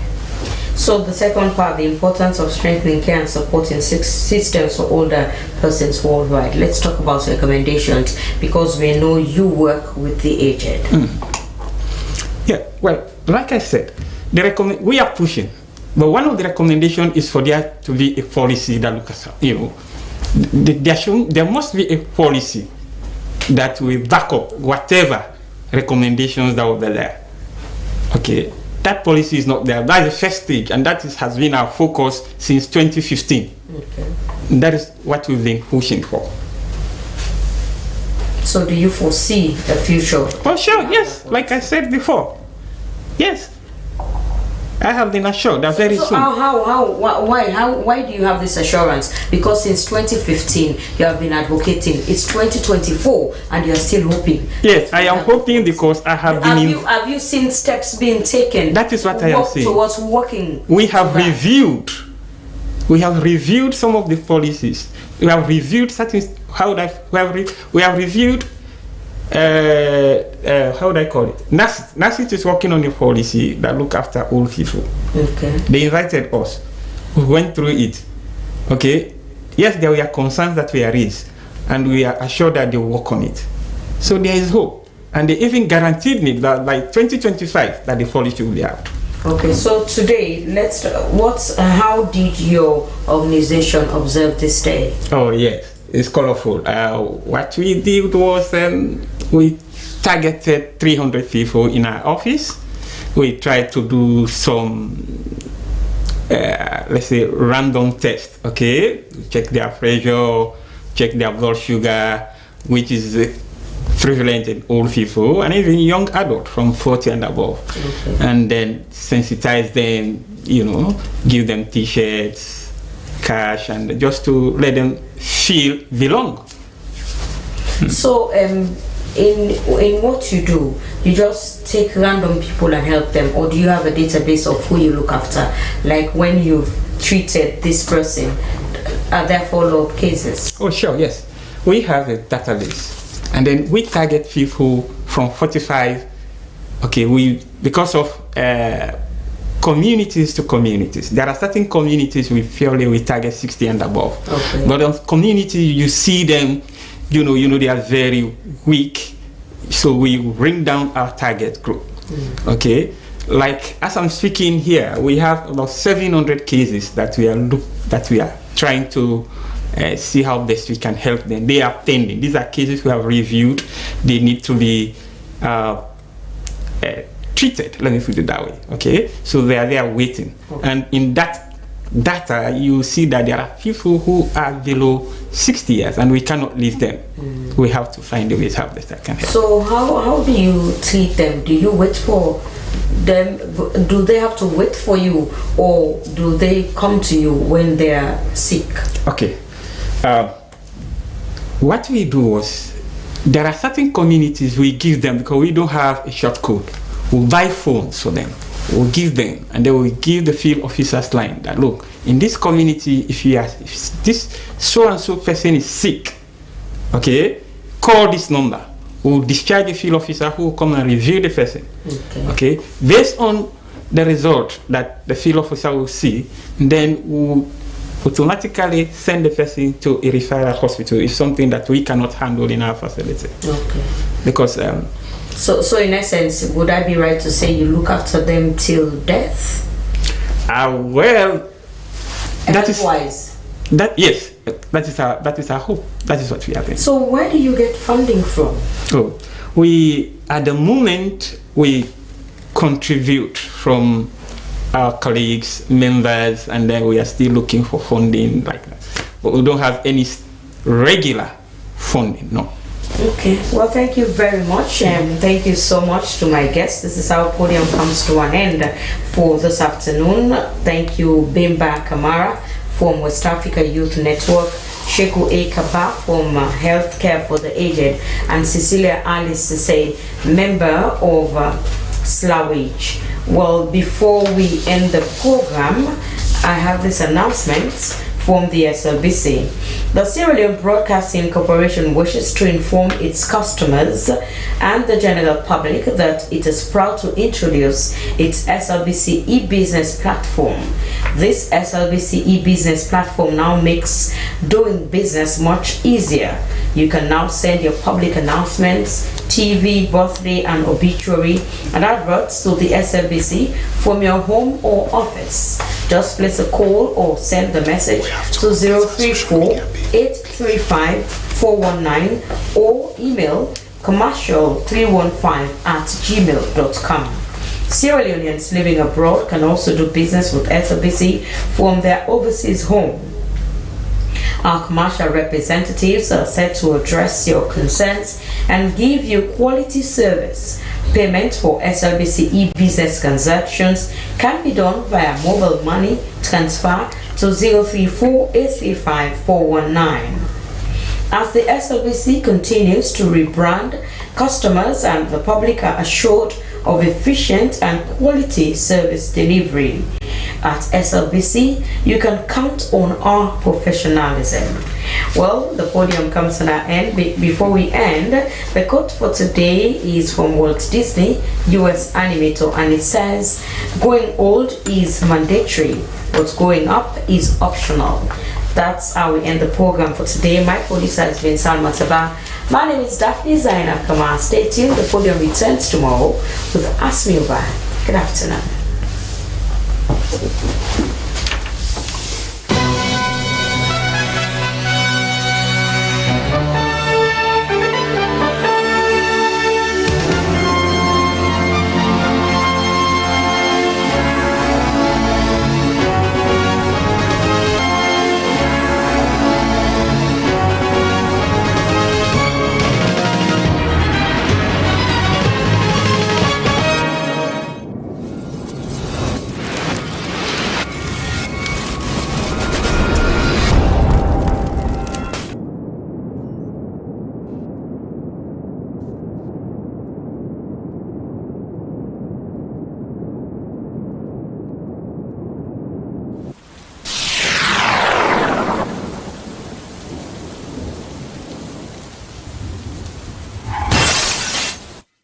You ready for the Zoom meeting today with the investor then? Yes, boss.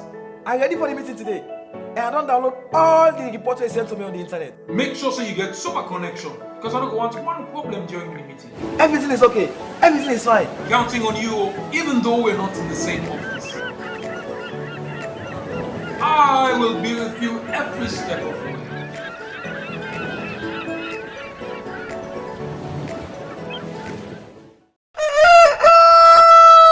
Salon people, them una weko, una come north, south, east and west. This the message from Dofa. That the Dowantoni organization. They say for tell unu say Miss All is Gold Beauty Pageant Volume 4. That's at the Mami Dem Beauty Contest. Go be October 12 this year. Na Freetown City Council all 4 o'clock Santem. This beauty contest go get sober and funny side attraction them. Can't see where them Mami they ready for show now waiting then get. Until you know say we cow all in Lebanon all. Ticket price na 100 millions ordinary. Patron na 250 millions. Donate beginner na 50 millions. No more VIP na by donation. The MC for this beauty contest na John Conte of Afri Money fame. So come, me people them north, south, east and west. Come back to you mama, you auntie, you granny, except you grand auntie with you great granny. As them don't set for give una their own catwalk. Don't want any organization say old age not to sickness. Rush now and get you tickets. So far, Miss Old is Gold Beauty Pageant Volume 4. The stage where the aged makes the difference.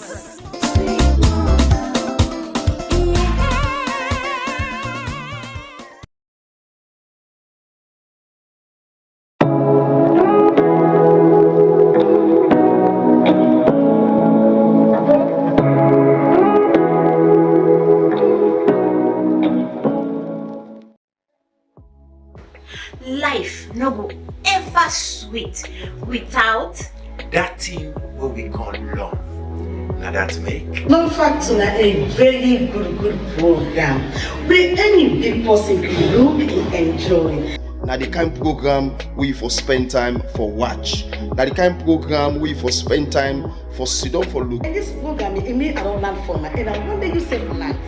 The Love Factor show is about family, love, counseling, relationship. We say we dey build and maintain relationship. This is a program. We say we dey counsel you for let you know how for dey with your partner, let you know how for settle dispute between you and your heart to heart. Well, you don't hear it for yourself. Join the Love Factor team every Sunday, 10 p.m. for help make we all enjoy love and peace.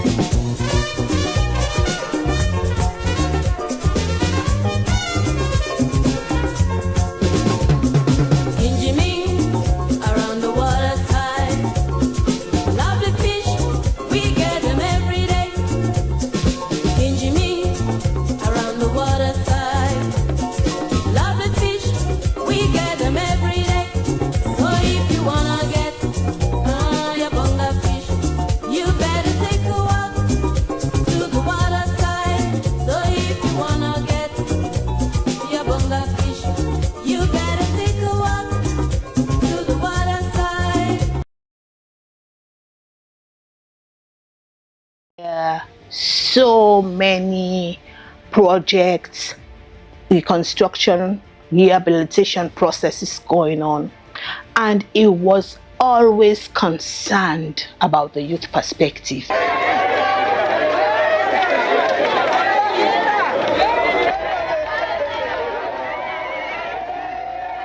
President Kaba bridged divides. Opposition figures respected him. Some even became his friends.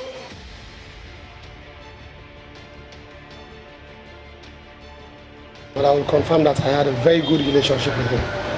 I will summarize the key areas.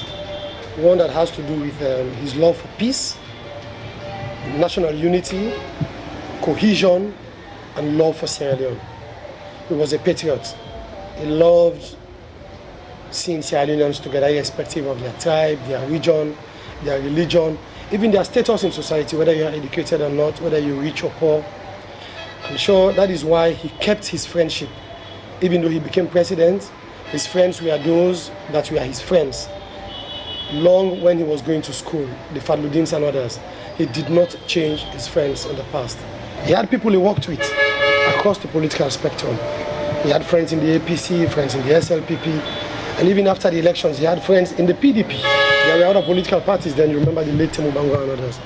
Again, I remember when I was chair of AWOL in 2010 or thereabouts, or 11, we invited him to the AWOL Awards night at Family Kingdom.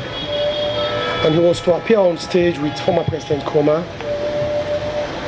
When we met Tijan Kaba, late of blessed memory, he was happy to meet with us and he was excited to attend the program. We were going to award him for his role he played in not just bringing, but keeping the peace to Sierra Leone. He was there, he sat down as long hours as it could be. With his age, you just imagine, but he was happy being with us. He celebrated with us, he received this prize with humility and left. These things continued even when he left the presidency. I remember meeting with him one or two occasions at funerals. He would go as this simple man, smiling and interacting, no pushing and shoving, no force. So he's somebody I'm sure we wish as Sierra Leoneans he will still have been around. I learned a lot from him, like late President Kaba. I believe in the things that puts us together. So irrespective of the political divide, like I learned from him, I myself don't practice the political divide. I remember in 2007, whilst we were campaigning, on two occasions, we met with him, once along Wilberforce and the other along Old Railway Line, Tengbe Town. He was driving, himself and one individual in front. I don't know whether the person was a PA or security, but this was how simple he was. He was driving, he stopped and waved to our crowd. And while smiling, all of us were excited and happy. Na Pakaba, the president, I know waved to Wison. We saw in him a person who was receptive to all and sundry, irrespective of the political divide, because he believed in one Sierra Leone. And as I said, on both occasions, that was what transpired. And I will tell you, he removed mystery, the mystery surrounding the presidency. He removed the mystery surrounding power. I met him when I was a young boy in Makeni. He thought that he could use his office to mentor me. If I will quote him when he addressed the audience during an award ceremony, when he was awarded the Peace Prize, he said, I came to the office of president first and foremost to end the war. So some of you may blame me that I did not build too many roads, but I did not come to build the roads yet. I came to bring peace to this country and to unite this country. And that was what he did. Really, the road to peace was not easy. It led to a military coup, it led to his overthrow, but in the end, he came back and put in place the mechanisms that will bring peace to Sierra Leone. That's what he did. And this is why most of us respected him. And also, he did not politicize the administration of the state. He did not politicize the presidency. To him, every Sierra Leonean was a Sierra Leonean. And he looked, whenever he wanted to consult people, even if you were APC, if he knew that you had knowledge about certain things, he would call you and discuss issues with you. I remember when he was going to the United Nations, he shared his speech with me. So, well, look, Ambassador, one mistake, Odede. I read the speech. And he said, well, go and dress, let's board the plane. So we flew to Brussels. From Brussels, we went to New York. This was how he operated. I was APC at the time. But he did not care. He was SLPP, but he did not care. It was the state. So to us, he was an acceptable president. He was a president for everybody. And this is why some of us are very, very happy that the public continues to respect him. The late man is always remembered for the establishment of many of the country's post-war institutions. Well, as a leader, for me, I learned from him. He was strategic, he was a visionary. Like for me particularly, he said, I want to establish a scheme that will take care of the old and those people whose welfare has been affected as a result of the war. So I want a social security scheme for them, right? So that was how me and him came to work closer together. I tried to find out from him what exactly was his vision. And his vision was to make sure that his scheme was established that would take care of those whose hands and limbs have been chopped off during the war, and the rest so that they will have means of livelihood. Then that was the time I said, well, before we can do this, it is but important that we establish a scheme that is contributory, where me and you will contribute so that at the end of the day, you will not fall vulnerable like those that are here now. So later, I said that's a social safety net thing. So one thing that I can say about him, he listened. And we discussed about it, and he was able to readjust his vision. So today we have the social security scheme. So he has been the man behind the establishment of the National Social Security Scheme, and I will always pride myself as one who has worked with him on that particular front. At home, he was a loving father. After Patricia, Aissata Jabi Kaba supported him. She is the surviving wife of the former late president. The late man was a family. Father, husband, he was a brother, he was a grandfather. So he was a very compassionate man. He loved his family. I was trying to go very good relationship. Doors to chat, not only me and the wife, even the younger ones at home, kids. He was very fond of kids. Because he would always say kids are very genuine. They will love you unconditionally with no strings attached. So he always has that love for kids. So he was very fond of him. Because of his background, Pakaba initially was an economist, a diplomat, a seasoned civil servant, and a lawyer. So because of that background, he was able to negotiate well, and he listens well, and he also consults people. Pakaba believes when there are issues, when there are problems, you bring people from different facets of the society, you discuss with them. So after tapping into all those resources, then he will now sit down and negotiate very well. And that is why it was very easy for him to negotiate with the rebels. And he also believes in delegating responsibilities also. So you now begin to see, even when the negotiations were going on, he will send his vice president, the late Solomon Berewa, to go and represent him after they have had several meetings and with also other people. So I think because he likes consulting other people, he likes getting ideas from other people, so he was always on top of situations. He never believed that he has monopoly over knowledge. Protecting a president can be very challenging, especially in times of war. William Fayaselu served the late president as Chief Protection Officer, a duty he discharged for 11 years, and many of those years were difficult moments.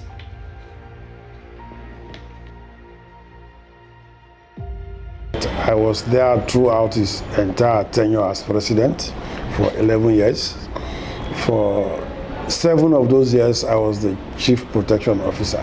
I remember once we went to Boo in one of our numerous visits, and we had a whole lot of Kamajos lined up out there in front of hotels and meeting. I tried to restrain him not to go there to shake us. He said, no, those are my people. Those are the ones who are going to end the war, and we are going to end the war together. So he said, just follow me downstairs. We went downstairs. He shook their hands. For a very long time, he was shaking hands with people.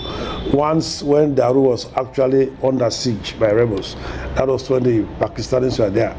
And then we had the Manchester-born Inspector General Kit Bidu. He actually wanted to stop him from going there. He wanted to go there to be part of the reconciliation process.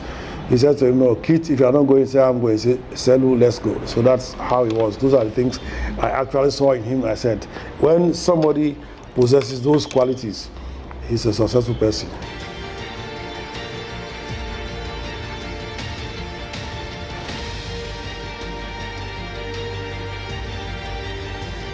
I was very close to the president because the relationship started during the elections. I had served as secretary to his campaign, his first campaign, and the campaign went very well, and of course the results were very, very positive. So from that time onwards, we became very close, and that translated into government. And and he asked me not to, ask him for any ministry because he wanted me to serve in his office. So of course, I was like a novice in government. I had worked in university. I had come from the Department of Mathematics. I was head of mathematics department, and I had no idea how government was running. But I came and met this man who was, a seasoned diplomat, an accomplished diplomat, who had worked for many years in the public service, and he knew exactly how government functioned. So the first few years were really years of training. And during that period of training, I became like his blue-eyed boy. I was always with him because I was learning.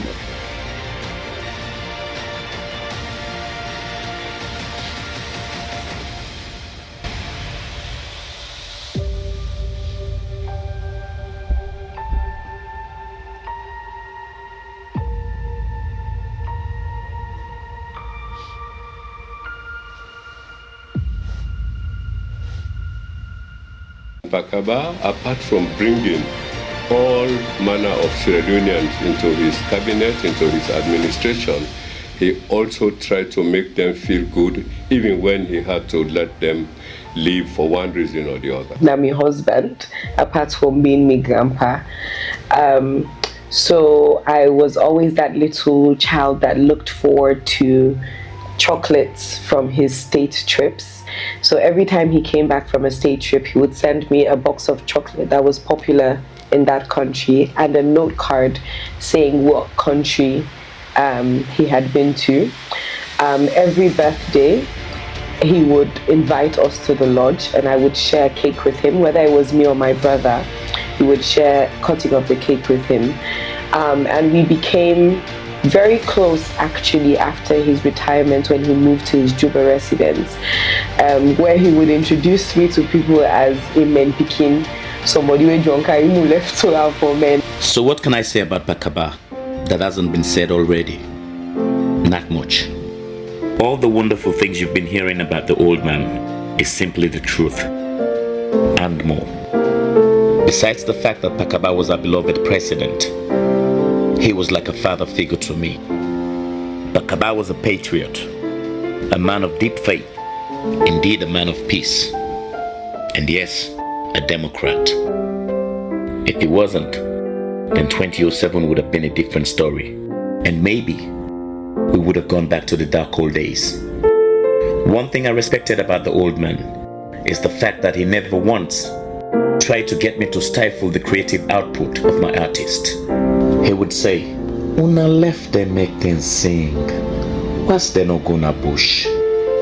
That was Pakaba for you. I have always had this firm belief that every individual have have a role to play in the advancement of man, no matter how small that role.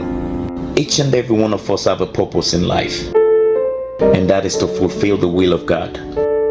Not too many people can boast of achieving that, but Takaba, I believe, fulfilled the purpose for which he was put on earth, and that purpose was to bring about peace in our beloved Mama Salome.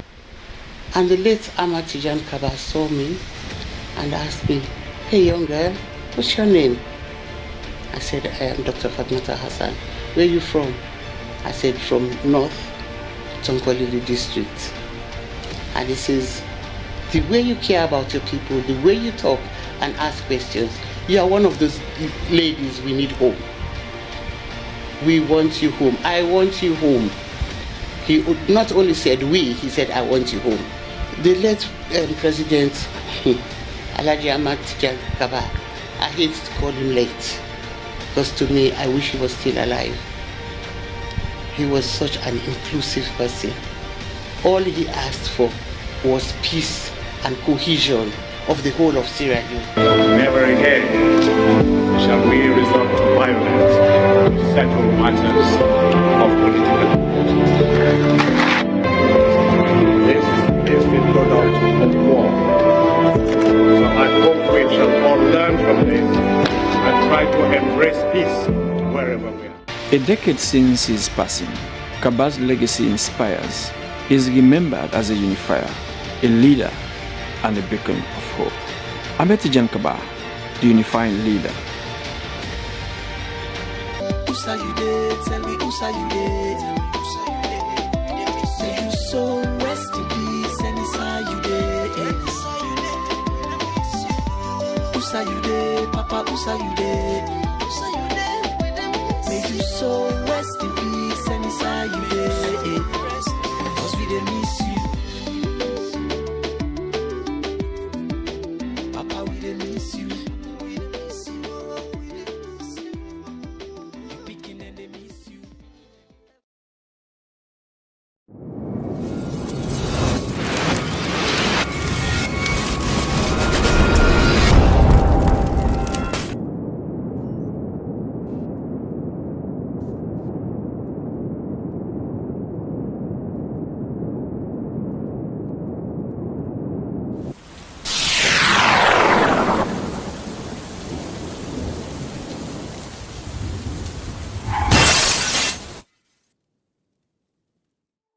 Peace, alafia, shalom, assalamu alaikum. I am your host, The Last Griot. To know thyself is to know your history, and in this series we'll be breaking down the history of the West African country Sierra Leone.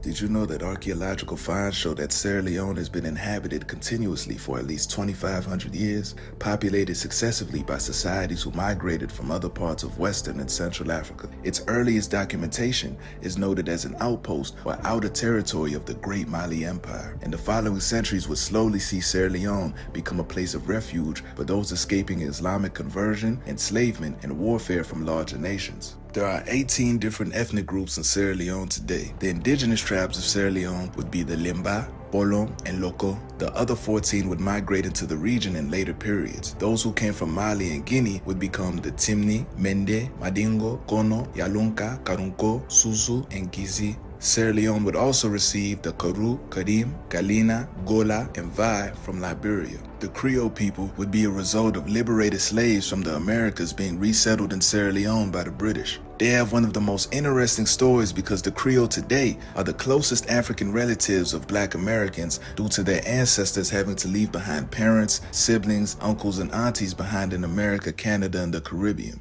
The Creoles today still bear the same English surnames as their family who remained in America. For example, if you're from the Williams family in South Carolina, you may have a great-grandfather who migrated to Sierra Leone and continued another lineage of the Williams family there. The Limba are believed to be the earliest indigenous people of Sierra Leone. They speak a distinctive language that is unrelated to other languages in Sierra Leone. They are primarily found in the northern province, particularly in Bambali district, Koinadugu, Kambia, and Tonkolili, but a small number can still be found in Guinea. During Sierra Leone's colonial era, thousands of Limbas migrated to the capital city of Freetown and its western area. During the 16th, 17th, and 18th century, many Limba people were shipped to North America as slaves. The Limba are mainly rice farmers, traders, and hunters who lived in the savanna woodland region in the northern province of Sierra Leone. They predominate in 16 out of 190 rural chiefdoms in the country, and their community affairs are dominated by the local paramount chiefs. Major Limba towns include Bafodia, the Waurawara Yagala chiefdom, Kamakwi, Pinkolo, Madina, Fadugo, Kamasasa, Mabonto, and Kamasigi. The Bolom, Limba, and Loko were already original inhabitants of Sierra Leone. Tribes like the Shebro, Timni, and Mende would also become known as early inhabitants, but the formation of these tribes and the regions they inhabit would be carved out by the Mani people after they invaded and conquered most of the country in the 16th century.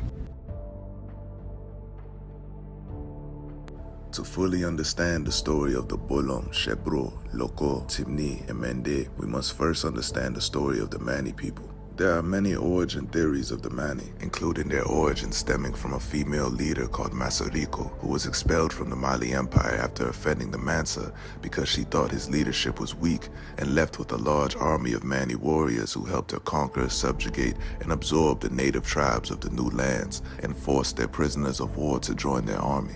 Historically and culturally, though, a more precise location of origin would be Kabu. The Mani were warlords and rulers of the Mandinka elite from the declining Mali Empire, but their homeland was a vassal state of Mali at the time called Kabu.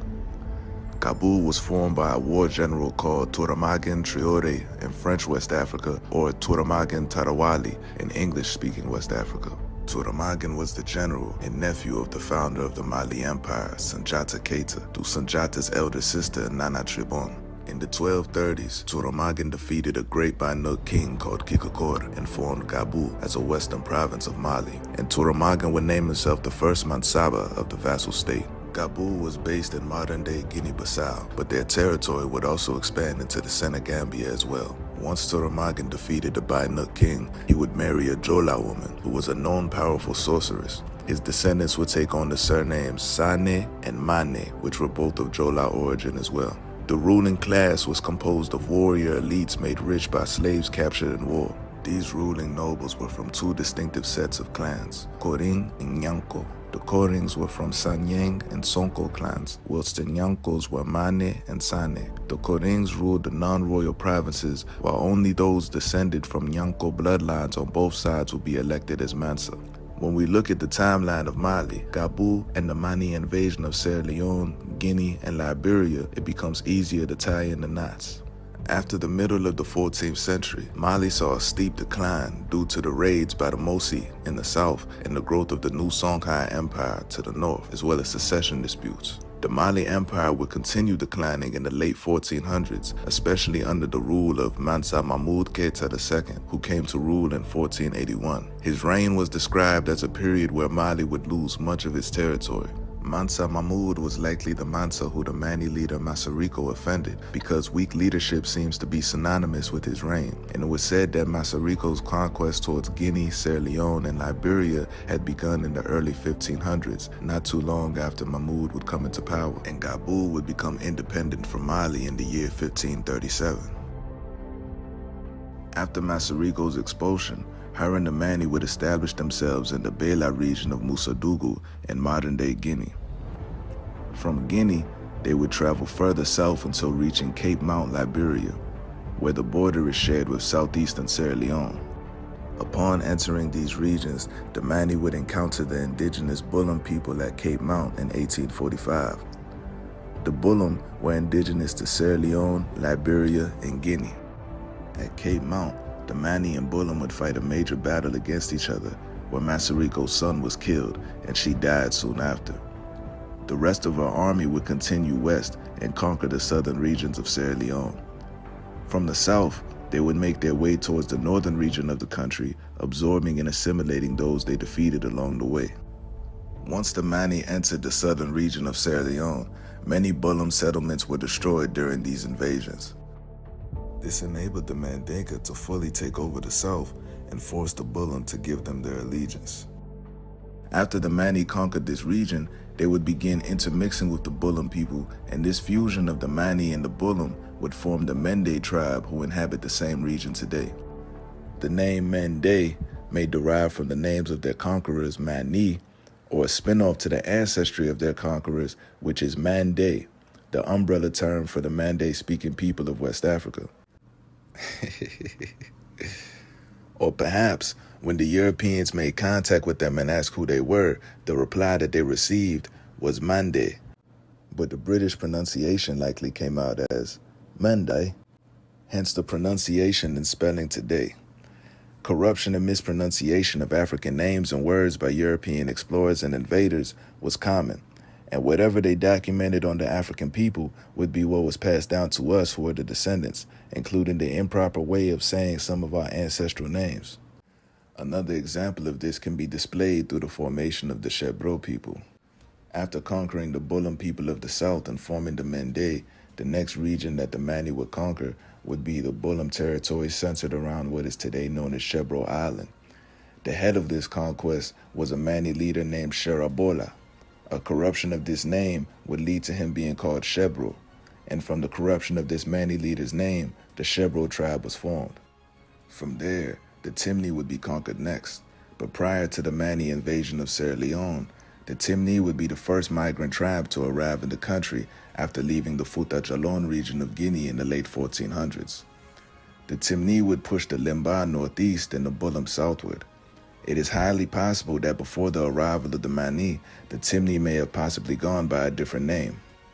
It is important to note that unlike other modern Mande groups, the Timni are related to the Landuma, Nalu, and Baga people of Guinea and Guinea-Bissau. These groups have been described as pre-Mandinkas because they settled in the region before the arrival of the Mande people. I find it interesting that the Soninke people also predate the Mandinka as well, yet there is still record of this pre-existence. But there is no record of the Timni until they made their presence in Sierra Leone, which heavily indicates that prior to them settling there, they likely were identifying under a different name or originally a subgroup of the Baga people. More evidence of this is that the Timni language is included within the Baga language family.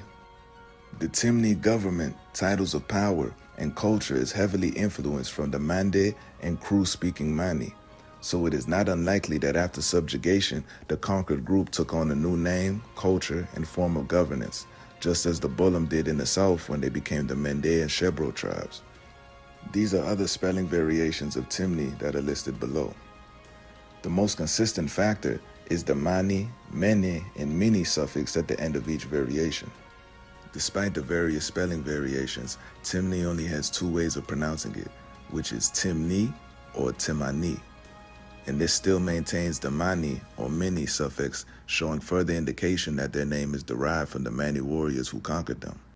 When Masariko and the Mani started their conquest, her lieutenants were referred to as Sumbas and consisted of Kuru-speaking people of the Koya and Kia clans from Liberia, who were likely absorbed into the army after the Mani conquered regions in Liberia. As the Mani generals were conquering the southern region of Sierra Leone, the Lieutenant Sumbas may have led the northern conquest against the Timni, because the Timni would go on to form the kingdom of Koya, fully indicating that the Sumbas from the Koya clan played a major role in conquering them. The first three kings of Koya were documented by the name Farima, which wasn't their actual name but a title. Farima is a Mandinka term that translates to brave man, commander, or military leader in a Mandinka army. This is full evidence that after the Koya clan conquered the Timni, the Mani generals would be who took kingship. So now the newly formed Mende, Shebro, and Timni would become fully assimilated and trained to be a part of the Mani army. The Timni would conquer the local and intermix with them heavily, becoming the ruling class amongst them. The only tribe that was able to bring a halt to the Mani conquest in the north were the Susu.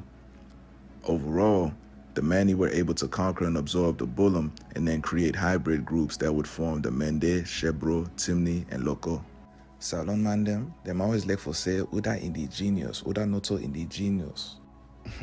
Well, I come for tell you now, if you not to Limba, you yourself, you're not so indigenous, you're not foreign man. Basically what I said was, Sierra Leoneans often enter into petty tribalistic debates over who's indigenous to the land and who's not.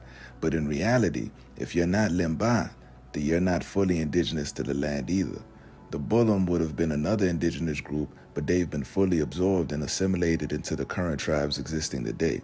The Mende, Shebro, and Loko would be the next closest thing, but they only have partial indigenous ancestry from the Bulum, while the other half comes from the Mandinka invaders.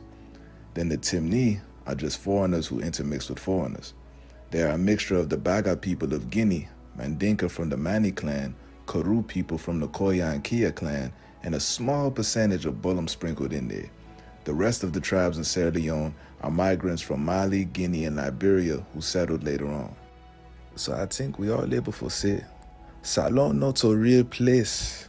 We all not foreign man. We come Salon, we fet the Bulum, we fet the Limba, and we tell them say, you go accept we. If you no accept we no go have peace in this country. So this indigenous debate, not a thing where we get for faith, but today, all man are Salon man. You hear me? All man are Salon man.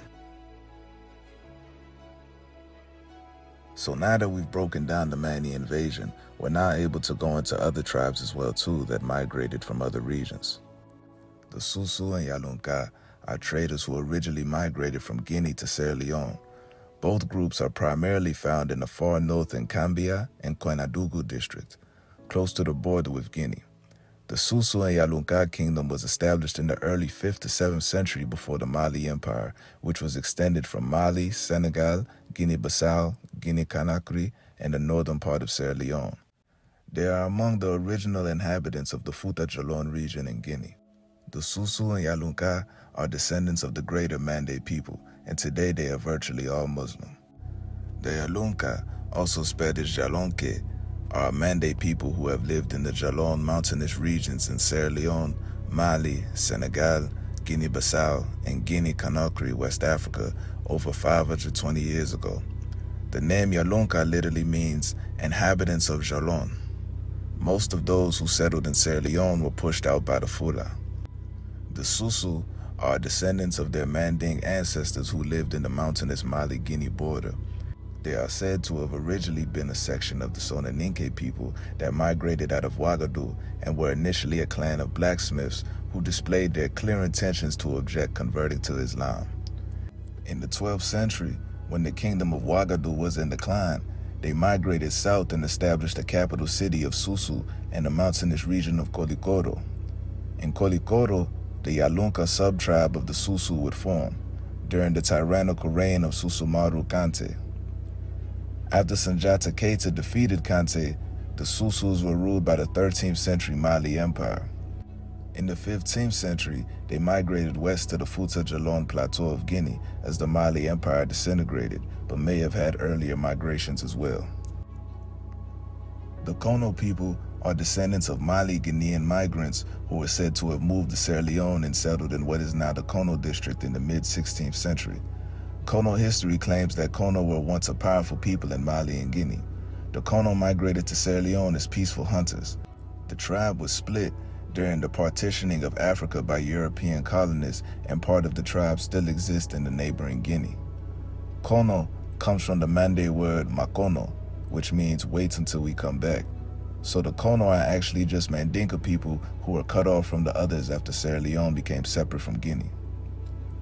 Attacks from the related Mende people forced the Kono to seek refuge in the Karonko territory to the north, where they were allowed to farm the land. The Mende eventually moved further south, and the Kono returned to their land in the east. The Kono today practice Christianity, Islam, and traditional religion. They are primarily miners and farmers, and they make up 5.2% of the country's total population. Their homeland is the Kono district in eastern Sierra Leone. The Gisi are the fourth largest ethnic group in Guinea, making up 6.2% of the population. Gisi people are found in Liberia and Sierra Leone. The Gisi tradition considers that before the 17th century they inhabited the upper Niger region. Supposedly, they lived south of the Fouta Djallon until the Yalunka expelled them. After 1600, they migrated westward, expelling the Limbas in their march, but were under constant threat from the Karonkos. This threat is likely what caused their migration into Sierra Leone. The Gisi are well known for making baskets and weaving on vertical looms. In past times, they were also famous for their iron working skills, as the country and its neighbors possessed rich deposits of iron. Kisi Smiths produced the famous Kisi penny, which was a form of currency in the Mande-speaking world in the form of iron. The Karonko people occupy a large section in the mountainous regions of northeastern Sierra Leone and southern Guinea. Karonko speak a language similar to the Manding languages, and their language can be understood by their neighbors and close allies, the Mandinka and the Susu. The Karonko moved into Sierra Leone from Mali after some leadership struggles in the empire. It is highly likely that the Karonko were originally a subgroup of the Mandingo, and like the Mani, they may have decided to leave Mali altogether due to the weak leadership of Mansa Mahmud during the declining status of the empire. But during the height of Mali, the Karankos were originally a part of the military power of the country. Due to the vastness of the empire and their role in the military, they were deployed across East to West Africa. One of the most prominent military groups was led by a warrior named Mansa Kama, who lived approximately between 1650 and 1720. He was in charge of securing the West African trade route to the ports in present-day Freetown. Mansa Kama founded Kamadugu, now contained within the Sengbe chiefdom of Koinadugu district, as well as Khalifa, which is still a chiefdom to this day, and extended his rule across Sierra Leone, Foredugu, to the port in Koya. Mansa Kama eventually settled in Roala, which became the center of the new Karanko country, where he remained a leader until his death. The Karanko are primarily traders, farmers, and hunters, and followers of the Islamic faith today. The Mandingo people of Sierra Leone are direct descendants of people from Guinea and Mali who were traders, warriors, princes, Muslim clerics, and refugees who settled Sierra Leone between the 1870s and early 1900s. The main two reasons for their migration into the country was usually escaping French colonialism and enslavement back in Mali or Guinea, or the second reason would be fleeing or being subjugated by the jihads led by Samori Touré, a ruler of the Wasulu Empire. After Wasulu fell to the French in 1898, many of its subjects settled in Guinea and Sierra Leone. The Kenadugu Empire, ruled by the Traoré, also known as Tarawali, would also fall to the French in the same year after they defeated Babemba Traoré in battle. This would lead to some of their subjects also settling in Guinea and Sierra Leone in an attempt to evade French colonialism. In fact, the Koinadugu district of Sierra Leone was likely named by the Mandinka descendants of Kenadugu. Today, the Mandingo are predominantly traders and farmers. They constitute about 7% of Sierra Leone's population. The Mandingo are over 99% Muslim adherents to the Sunni tradition of Islam. The population is largely concentrated in Koinadugu district in the north, particularly in the towns of Kabala and Falaba, where they form the majority of the population. The Mandingo make up a majority of the population in Yangema, Kono district in eastern Sierra Leone, and they also make up a majority of the population in the town of Karina and Bambali district in the north of Sierra Leone. The Fula people are descendants of 17th and 18th century Fulani migrant settlers from the Fouta Djallon regions of Guinea, Mali, Senegal, and Mauritania. The Sierra Leone Fula people settled in the western area of Sierra Leone more than 60 years ago as settlers from mainly the Fouta Djallon region expanded to the northern part of Sierra Leone, primarily Kabala and Bambali. The Sierra Leonean Fula are traditionally a nomadic pastoralist trading people, herding cattle, goats, and sheep across the vast dry hinterlands of their domain, keeping somewhat separate from the local agricultural populations. Many of the large shopping centers in Sierra Leone are owned and run by the Fula community. A significant number of the Sierra Leone Fula population are found in all regions of Sierra Leone as traders, and many live in middle-class homes. Because of their trading, the Fulas are found in nearly all parts of the country. The Kru, Vai, and Gola are tribes that inhabit Sierra Leone today, but originally come from Liberia and Cote d'Ivoire. They migrated and settled along various points of West African coast, notably Freetown, Sierra Leone, but also the Ivorian and Nigerian coast. The Kru are a large ethnic group that is made up of several sub-ethnic groups, including the Bassa, who also inhabit Sierra Leone to a small percentage. During the Atlantic slave trade, Kuru people were considered more valuable as traders and sailors on slave ships than as slave labor. To ensure their status as free men, they initiated the practice of tattooing their foreheads and the bridge of their nose with indigo dye to distinguish them from slave labor. Their maritime expertise evolved along the west coast of Africa, where they made a living as fishermen and traders. Knowing the inshore waters of the western coast of Sierra Leone in Africa and having nautical experience, they were employed as sailors, navigators, and interpreters aboard slave ships, as well as American and British warships used against the slave trade. The Sierra Leonean Vi are predominantly found in Pujaun district, around the Liberian border. Many Sierra Leonean villages that border Liberia are populated by the Vi. In total, only about 1,200 Vi live in Sierra Leone. They were referred to as the Galena people by the Portuguese and began migrating southwest, crossing Sierra Leone borders in search of salt and cola. The Gola people are a sub-tribe of the Koya clan from Liberia. During the Mani invasion, it is highly likely that the Koya who went north and conquered the Baga would become the Timni, and the Koya who remained in the southern region of Sierra Leone by the Liberian border would become the Gola. So the Gola are a combination of the Mani from the Mandinka clan, the Koya clan from Liberia, and the indigenous Bolom people. This makes them closely related to the Timni, the Baga, Shebro, Mende, and Kissi tribes as well. The Gola people are also called the Gullah, and during the transatlantic slave trade, many slaves were captured from the Gola tribe as well as Mendi and sent to the Sea Islands of South Carolina to work on rice plantations due to their specialty in this field. The Gola and Gisi people of Sierra Leone and the Bantu people from Angola are said to be the origin of the name Gullah Geechee in South Carolina. Though most scholars would agree that the word Gullah in reference to the Gullah Geechee people of South Carolina is derived from the Gola people of Sierra Leone and the Bantu-speaking people of Angola, some scholars would say that the word Geechee is derived from the Ogeechee River in South Carolina and Georgia, or some would say that it comes from the Kissi people or the Gisi people of Liberia and Guinea. And last but not least, we have the Creole people. Who are the Sierra Leonean Creole people? Where did they come from? The Creole people of Sierra Leone have a unique story and ancestry. They are not considered to be one of the indigenous tribes of Sierra Leone because of their history and origins. The Creole people's origins come from various parts of West and Central Africa. From 1619 to the mid-1700s, their ancestors were captured from these regions and enslaved in the America and the Caribbean. They were predominantly being sent to the American colonies of Virginia, the Carolinas, Georgia, and Florida. Their ancestors would become amongst those who would help to form the Gullah Geechee community. In 1775 to 76, the Revolutionary War would begin. A major event that initiated it would be when the Americans decided to declare its independence from Britain and form the United States of America. This declaration was written up by Thomas Jefferson, and he identifies the inhabitants of the 13 colonies as one people. The declaration simultaneously dissolved political links with Britain while including a long list of alleged violations of English rights committed by King George III. The British wanted to maintain control over its colonies, and they would attempt to do so by any means, even through warfare if necessary. This tension between Britain and America created a dilemma where the Americans had to choose who they would give their allegiance to.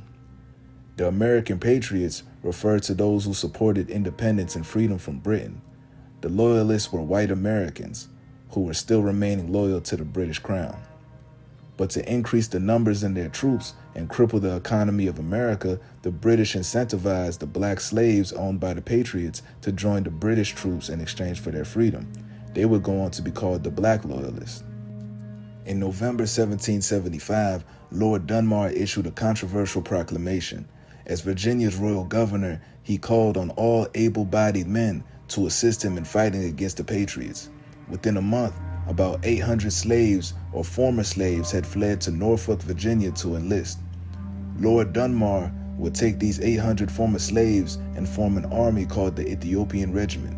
A link to a small list of former slaves from his morning reports from those who accompanied him will be shared below. After the capture of Savannah, Georgia, and the siege of Charleston in 1780, thousands of enslaved people escaped from plantations and fled to British lines in Charleston to join their troops. America would defeat the British in 1781, but fortunately, the British still upheld their deal with the formerly enslaved black loyalists. In 1783, about 3,000 blacks were registered in the Book of Negroes, a document that records the names, descriptions, former masters, and the different states that these former slaves came from. Due to their fugitive status in America, they were also granted certificates of freedom and evacuated out of the country via New York to Nova Scotia, Canada. The white loyalists would also be evacuated with them as well. The black loyalists who were not evacuated to Nova Scotia would be resettled in Jamaica or London. Those who went to London would be referred to as the quote-unquote poor blacks of London. Though these blacks in London were predominantly formerly enslaved people, they were also blacks who descended from Jewish and Muslim Moors who invaded and resided in Europe from North Africa and held power from 711 AD to 1492 when they were defeated at Granada. Around 1596, Queen Elizabeth I expressed her annoyance of the blackamoors' presence still lingering in London, even after most of them were deported back to North Africa. So together, a branch of black loyalists from America and the black Moors made up the poor blacks of London. Due to their extreme poverty and state of hopelessness, a resettlement scheme was formed to relocate them to the new British colony of Sierra Leone. By the end of October 1786, a transport ship was commissioned and docked at Deptford. The applicants for the settlement were to sign an agreement agreeing to the condition that they would retain status as British subjects and were to be defended by the British Armed Forces. They were then given a document granting them citizenship of Sierra Leone. They initially had 700 blacks who signed up, but only 441 of them actually went through with it. In January of 1787, two ships called the Atlantic and the Belisarius set sail for Sierra Leone, but bad weather forced them to divert to Plymouth, during which time about 50 passengers died. Another 24 were discharged and 23 ran away. Eventually, after more recruitment, 411 passengers set sail for Sierra Leone in April of 1787. On the voyage between Plymouth and Sierra Leone, 96 passengers died en route, which left only 315. The ones that managed to survive the voyage arrived on the shore of Sierra Leone on May 15, 1787, and established Granville Town, which was basically a proto-Freetown. When the ships left them in September, their numbers had been reduced to 276 people, consisting of 212 black men, 30 black women, 5 white men, and 29 white women. The settlers that remained forcibly captured the land from an African chief, but he retaliated, attacking the settlement, which reduced their numbers to 64 settlers, now consisting of 39 black men, 19 black women, and 6 white women. Unfortunately, some of these settlers would be recaptured by slave raiders and sold back into slavery, mostly in Spanish and Portuguese-speaking countries. After Granville Town failed and the population was nearly decimated, the British organizers of Sierra Leone had a new resettlement plan, and they needed to repopulate the colony. So this time, they decided to recruit the black loyalists who were evacuated from America to Nova Scotia. Prior to the recruitment, the black loyalists had already been expressing their unsatisfaction and grievances about their conditions in Nova Scotia. The land was not fertile, the weather was harsh, and the white loyalists were subjugating the black loyalists and taking most of the jobs. They would leave them with the menial work or force them into a situation where they would have to succumb to indentured servitude. All of these tribulations were documented by a black loyalist named Thomas Peters. He and many other influential blacks of the community were pressing out the British Crown to fulfill their promises to the blacks, such as promise of land grants. The British had no resistance to these requests because the timing of it all fell completely in alignment with the goals and agenda of the British Crown and the heads of Sierra Leonean resettlement plan. They needed to repopulate the Sierra Leone colony, and the black loyalists of Canada were the perfect candidates. So in 1792, roughly 1,200 out of the 3,000 black loyalists were recruited to be resettled in Sierra Leone. And because of their former slave status in the Americas, these settlers would name the capital Freetown as a symbol of their liberation. This group formed a successful society unlike their predecessors who came from London.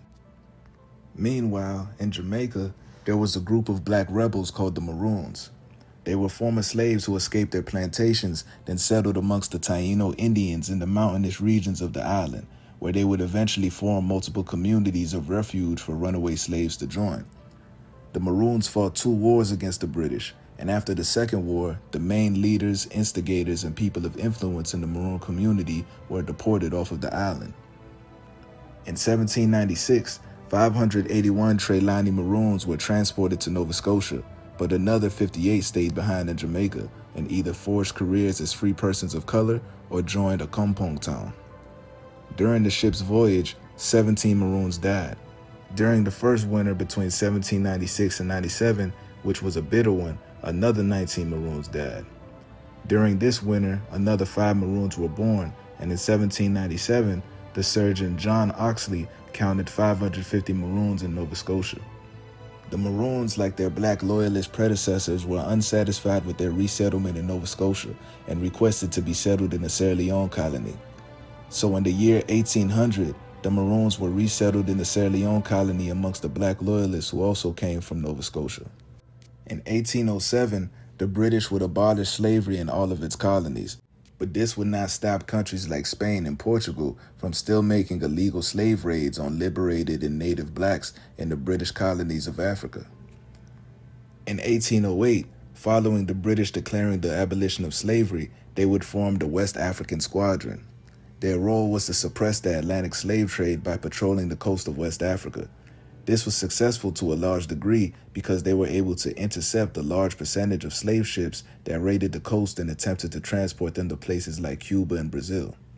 After these ships were intercepted, these recaptives would be settled in Sierra Leone and they would be known as liberated Africans. In 1827, some of the Sierra Leone Creoles would be recruited and transported to Bioko Island in Equatorial Guinea to take up work on cocoa and yam plantations. They are heavily populated in the Malabo region. Over time, a full Creole community would form in Equatorial Guinea known as the Fernandinos. In the 1830s, the Saro community emerged out of the Sierra Leonean Creole group, and they would begin migrating to Nigeria. They were liberated Africans and children of the liberated Africans ancestrally from the Yoruba who resettled in Sierra Leone after the slave ships they were being transported on were intercepted by Britain's West African Squadron. They would serve as middlemen between Sierra Leone and Nigeria. Another Creole group that would emerge would be called the Aku people. The Aku people were Sierra Leonean captives whose slave ships were intercepted by the British, but instead of being resettled back in Sierra Leone, they were resettled in Gambia. These Gambian Aku were also ancestrally Yoruba, but there were also Aku who descend from the Nova Scotian and Caribbean black loyalists who were settled in Sierra Leone initially, but migrated to Gambia. While living in Sierra Leone, many Creole residents became exposed to the Christian faith as a result of the work of British missionaries who established some churches, a few grammar schools, and a pioneer educational institution, the Fora Bay College. Relatively, the residents of Sierra Leone soon gained a fast start in Western education and were soon well trained and experienced in medicine, law, and the civil service. Many of them graduated from grammar schools and became administrative workers for the British imperial interest in the country. By the middle of the 19th century, some of the African elite in Sierra Leone began to migrate to Nigeria, especially the colony of Lagos for economic reasons. Some were administrative personnel who were reassigned to Lagos. An expedition of the River Niger by Ajayi Crowther furthered the evangelical interest of many Sierra Leoneans toward Nigeria, many of them having joined the missionaries in their effort. In 1841, an estimated 200 Maroons in Sierra Leone responded to the British call for indentured labor in Jamaica on sugar plantations. They would resettle to the Jamaican Maroon village of Flagstaff in St. James Parish. A branch of the Creoles from the Black Loyalist wave would also be a part of this emigration, mainly for economic purposes. Some would return back to Sierra Leone after acquiring a trade in Jamaica and fulfilling the terms of their indentured servitude, while others would remain in Jamaica. Those who remained on the island were already mostly of Maroon origin, and Africans who established themselves within the Jamaican economy. Between 1841 and 1851, Many Sierra Leonean Creoles also went to Trinidad as migrant workers. They would settle in the region of present-day Belmont, but it was originally called Freetown. And they would even have a street called Sierra Leone Road that commemorates the indentured servants that arrived from Sierra Leone to Trinidad. The greater majority of Creole migrant workers would settle in British Guyana. Indentured African immigrants entered the Caribbean in the following numbers.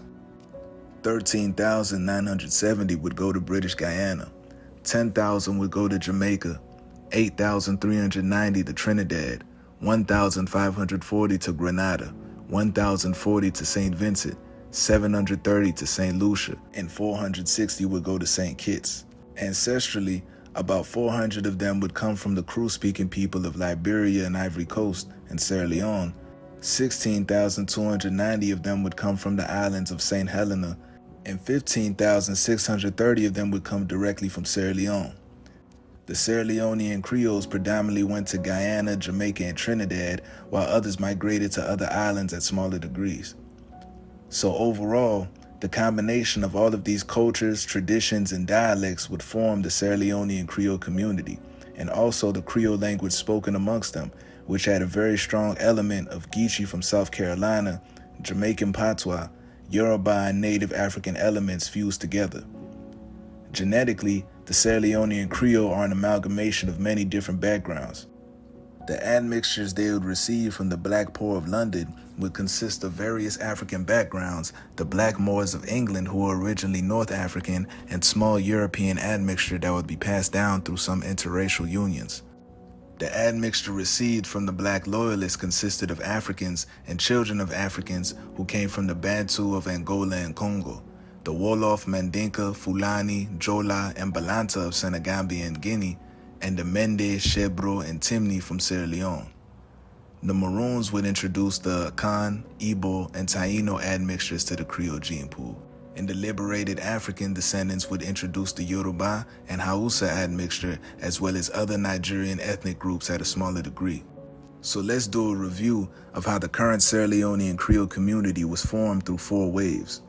The first wave, the Black Loyalists from Virginia, the Carolinas, Georgia, and the New England region of America, who were resettled in Sierra Leone in 1792 via Nova Scotia after giving allegiance to the British against the Americans during the Revolutionary War. The second wave were the Maroon rebels from Jamaica who were exiled to Sierra Leone in 1800 via Nova Scotia after the Second Maroon War. It also wasn't uncommon for Maroons and rebels from different Caribbean islands to be exiled to Sierra Leone either. A group of rebels from Barbados would also be exiled to Sierra Leone in 1816 as well, after Booster's Rebellion. And in 1844, the same thing would happen to Afro-Cubans after the Conspiracy de la Escalera. The third wave would be the liberated Africans who were Yoruba predominantly, along with the Hausa, Igbo, and Afik from Nigeria, and the Akan of Ghana, who were rescued by the British West African Squadron from being transported across the Atlantic by enslavers who violated the British Anti-Slavery Act after 1807. These recaptives were settled in Sierra Leone as Creole, Gambia as Aku, and Nigeria as Saro. There were also a group of Yoruba who adopted the religion of Islam from traders who came from Mali that settled in Benin and southwest Nigeria. When the Portuguese slave raiders captured them, the West African Squadron was not successful in rescuing them, so they made the full voyage to Brazil. These Yoruba, along with the Hausa, started an insurrection called the Mali Revolt. Many Yoruba and Hausa gained their freedom through this revolt and were resettled to Sierra Leone, where they are now known as Forobe people. Some of them would also accompany the Saro when they began migrating to Nigeria. And this concludes my series on the Sierra Leone people, but there will be more to come. The DNA and history of Sierra Leone comes from revolutionaries who didn't allow their oppressors to subjugate them. We are the people who could not be enslaved or defeated. We are the people who rose from the ashes after every battle and recreated ourselves in our reality. To know thyself is to know your history. In Salon we say, if you don't know how you come, you don't know how you go. Like, comment, and subscribe to my channel to stay updated with all future content. Peace, love, and gratitude.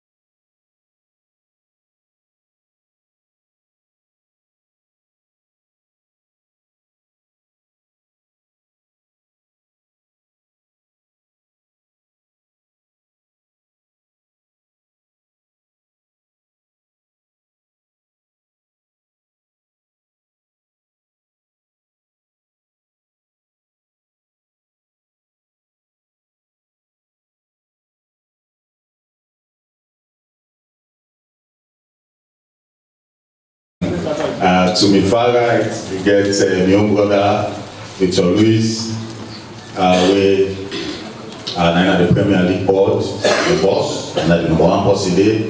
I think you said you do second inning now, yeah? Also? Yeah, you do second inning now because remember the last time, I media lock for host Ministry of Sports. The last time I made the host with a camp. And so I think I don't get on a lot. And then I get my own brother with the Naira, about, and the president of this Young People Association, Thomas Daddy Brahma, who know how to pull it almost more at me. You just holler and no see and teach holler, Daddy Brahma, Daddy Brahma. So now so we know how for the most part, but just so we know Thomas day before the daddy. I tell the full name of Thomas Daddy Brahma. So let's start off. And I will start with the minister. Because now his sector is. All who are there at this table are sector players at the Ministry of Sports, one way or the other. I will give the minister the honor. But let me just, from the last week, let me tell you small, which in the happen with sports, what's the vision, which in a winning formula. And then, in addition to that one, they will not say, I think so also don't play some 2-3 games there recently also. There was Nations Cup, I think we'll play 2 games. And then I think there's the under 20 also. We'll play more recently, and I suspect we lost in the finals by 2-0. But even getting to the finals, even getting to the finals alone, I think qualify for go the under 20 African Nations Cup, I suspect. But Madam Minister, I will give you the opportunity for you to take me through your ministry and waiting at the winning formula going forward.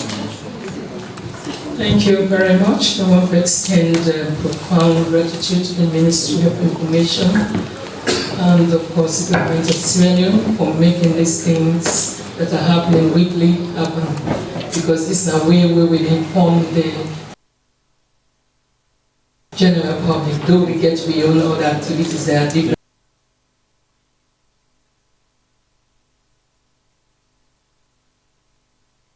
times talking to the public, but this one I know is number one. That's the reason why I put all of the things them aside today, because as you know, we're just coming from Liberia, we're so tired, we have other things on the table to look at. We're supposed to even get a meeting at this time, the same time, but because of the national call, we are here today just to make sure we address the things when we're supposed to address to inform the public and all the things are working. I think the last time we had come, we talked a lot of things, but that was just the beginning of things. When I was just appointed as the Minister of Sport, and we have a role, a big role, but with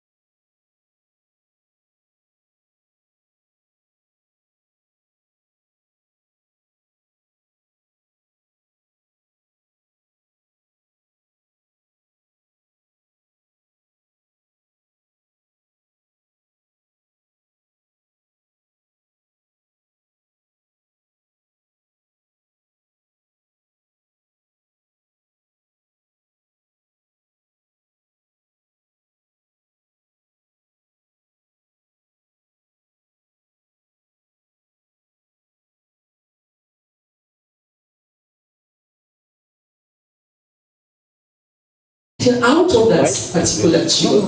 So we have been working assiduously, encouraging those who have to be encouraged, especially thank God the Sierra Leone Football Association is here today.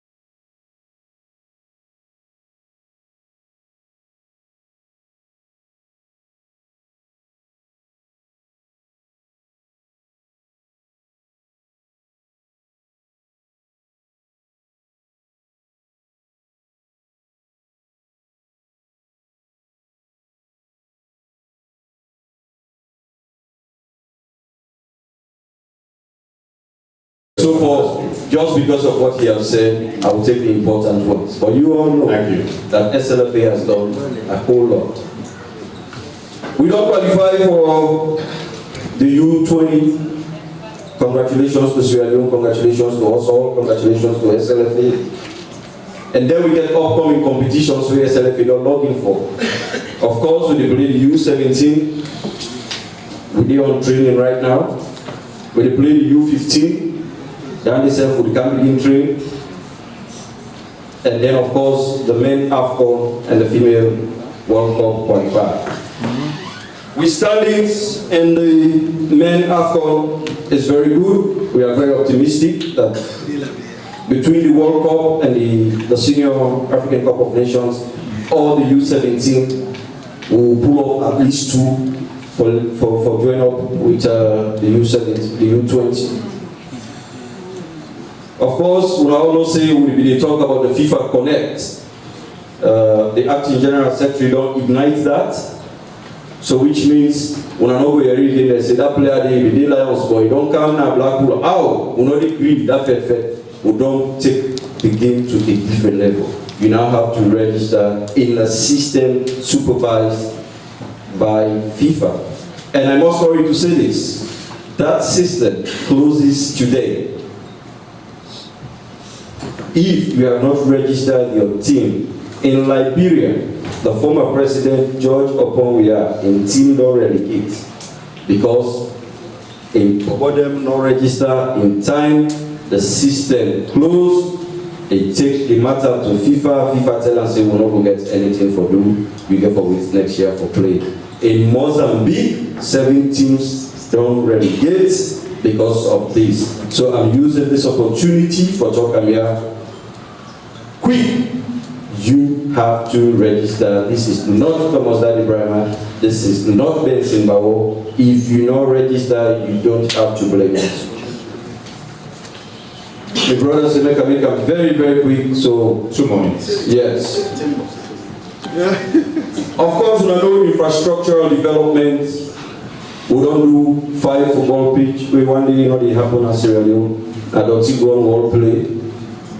And then we are still waiting. When we don't get approval from what I have got from my acting general secretary, we can do parade, we can do let's see, where is it? Atuga Mini Stadium. And then we are waiting another approval for Mekwidu, Cambia, Mabuka, Kailau, and they possibly give money enough for forget Matujo. So once we do this, we don't get the structure, the infrastructural development the way how we want it. Football will play all over the country. And of course, we not only get back on that way, we don't buy 7 buses. 2 more money don't come. We expect the next 5 in the next 3 to 5 weeks. We don't get 160 motorcycles, which means every district will get 10 bikes for make mobility easy. The idea is one football play everywhere. We don't say we catch them while they are young, so they can shape 10,000 football to all the schools. Thank you. Like the country. That's where I will stop for now. Thank you very much. Thank you, thank you, thank you, thank you. So one of the things I would suggest now to the minister and the minister when they come back now that we have for long let the cat be because it's in a plenty we get for talk. If you sit down other 6-8 months now, you call and come back now, no problem. 5-6 minutes not will do for us. We want to tell you thank you for the updates there and the way forward. Over to you, Victor Luis. I'll come very quickly. I hope to you in the next or give another 4 minutes. Premier League ball, which they have to for when it start, how you ever happy, how on a plan for that in 4 minutes. Yeah, thank you very much. First of all, I want to give you a small report on how we ended last league. With the positives. Obviously, you know you won a league where you will get out, but you can forget the gains that we make for it. Like the president talks, say they do about 5-9 pitches all over the country. As a Premier League board, we will make sure say we take the games that all from the Tigo, we bring them come to artificial top. We don't need the help with and the way the players and they play. And also, we will get for able for negotiate with AYB Media Empire for make sure see most of the games in the second round of the league, they make sure that the DSTV for the very first time in the Sierra Leone. Like we all say, governments don't put a lot of money in football, and that's making you get Premier League every year they play consistently. If you reach one team in this country about 6 years to play football. But this time around, with the intervention of this government from Wodeka 2018 and first in 2019 up to today, we get leagues every year. And this other 20 who they talk about the qualification one to African Cup of Nations. These are players that will play the Sierra Leone Premier League.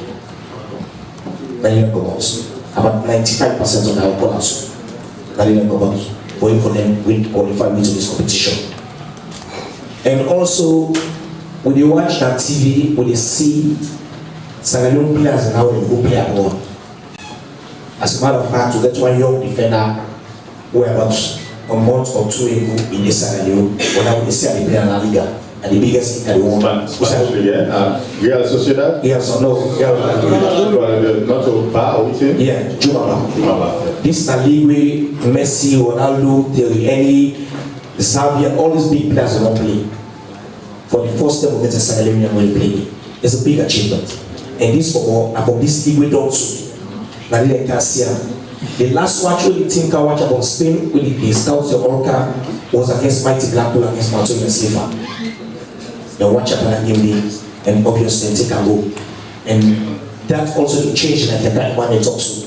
No disrespect to the ball, but we only see this way go out see Nabi Baker, the big brain and all the rest of it motivating the excitement. So that tells you see if government nobody puts money for the Premier League play, we not get a success. We not get them. And Safa also talk about say football, not a cheap business. We need serious funding for people to get things on time after time. Let's say for example now, since when we get Mohamed Kalon, when we get that talented, we will bring kind of multitude of money Mohamed Kalon we catch and Scott. So we need to provide more players then. For instance, for one also, if we continue to play at that level in that jackpot, instead of go with company, we will employ Sierra Leoneans. And if we get 5 or 6 or 7 or 8 of that kind it will help the economy of Sierra Leone. So the Safa say we need beaucoup investment inside football. The Premier League we don't know. Even though, like I said, it was not 100%, let's go downside a few things, and when they try again to see how best we can kick another one. When? Very soon. We have a tentative date for the 25th, but we're looking at it for 25th of October. This October. But we look at it to see whether the possibility is, or you know, because of few things that are now. Yeah. So, like I said, President talk about the FIFA for the clubs and get already start to FIFA, and we from what I follow from the form, we now get about over 75% of the clubs and already start. We still active deadline till midnight, and we hope say all man we do for do on time. We do and all man in high amount out in company. You will not do you don't succeed and helping other company when you just succeed in doing that. So as a whole, we need to stay together. One thing we need inside sport and peace. For any time we something they can inside the focus to disturb that peace, we will make sure so we don't turn it. Because the football infighting make will not play ball at this country for 6 or 7 years with the past government. They will be able for handle and fine. No disrespect to them. But this government then come. They handle them properly and they put inside football, but we don't see the results and really bring up. And like the Dr. Asafabula say, we hope that they will continue for promo money and able for help SLFA in the junior national teams, and especially this under 17 and 15 when they can also. But see the government help provide funds them. And let nothing to say what they go now finance, I'm sorry, was go take money, they say money when they go take our cup money. But you're not able to do so. What is of other countries, the spend power tomorrow, will not be giving this or not time. Thank you. Thank you very much. So on that note, you are routine Minister Abdullahi, doctor, I struggle with this doctor business. You know, say outside there now, and the other one, you know, Dr. Abdullahi, Thomas Daddy very mind, so Louis don't talk. So I think we'll do the first set of questions. I guess so I know the rules. We're not savvy, probably because we know the cap. When I sports now, I don't come. One question, one shot to any one panelist. One game superstar, one game person here, they ask pass one question. And I'm Mr. Kamara. So now 2 superstars, now 5 superstars, me not a superstar. 4 plus Mr. Kamara make 5. So yes, 1 Pali, because you know been glad for that very much, give the opportunity to ask the first question. Mr. Kamara 2, 3, 4. And the gentleman waiting at the 5. Pali, fire. May I ask you a question? Good afternoon, members of the ITable and colleagues in the media struggle. My name is Slbc Tv journalist. Mr. President of the Sierra Leone Football Association, in the introduction, sir, you talk about the district election, talk about the review of LFA statute, electoral codes, etc., etc. You say we will wait for Congress approval. Why the delay up till now for the Congress to approve this statute where they will review in 2024? Then follow B. No, you only get one question. Just one. You know, I didn't tell you. Just one question. 2. Give Mr. Kamara. MK. Kamara, Sangara, and the Watch newspaper respectively. Mr. Daddy Ibrahima, we don't talk about Bioboli or Gustava. Bioboli, where Bioboli is in Spain, and in fact, it's second to last in the table. Now we'll talk about Salud. When we talk about football, $1 million business, then we will get $3 million business in the car. We make ask you one question, sincerely, sir. How does influence over the choice of players play a vital role for destroying expectations they fulfill alone? Thank you. Thank you very much. Please, you are the third person.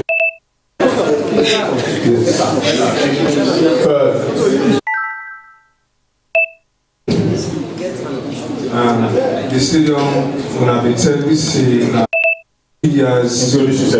Then I decided to go here and write for exclusive. Thank you. Now, Slbc the stadium are 2 years in the theater, almost 5 years in also still on. So we want to know the same way we have done for rehabilitate the stadium and how many capacity we will get. Mr. Daddy Ibrahima, who said you want to do your title is just one question. Thank you. Number 4. Number 4. This gentleman.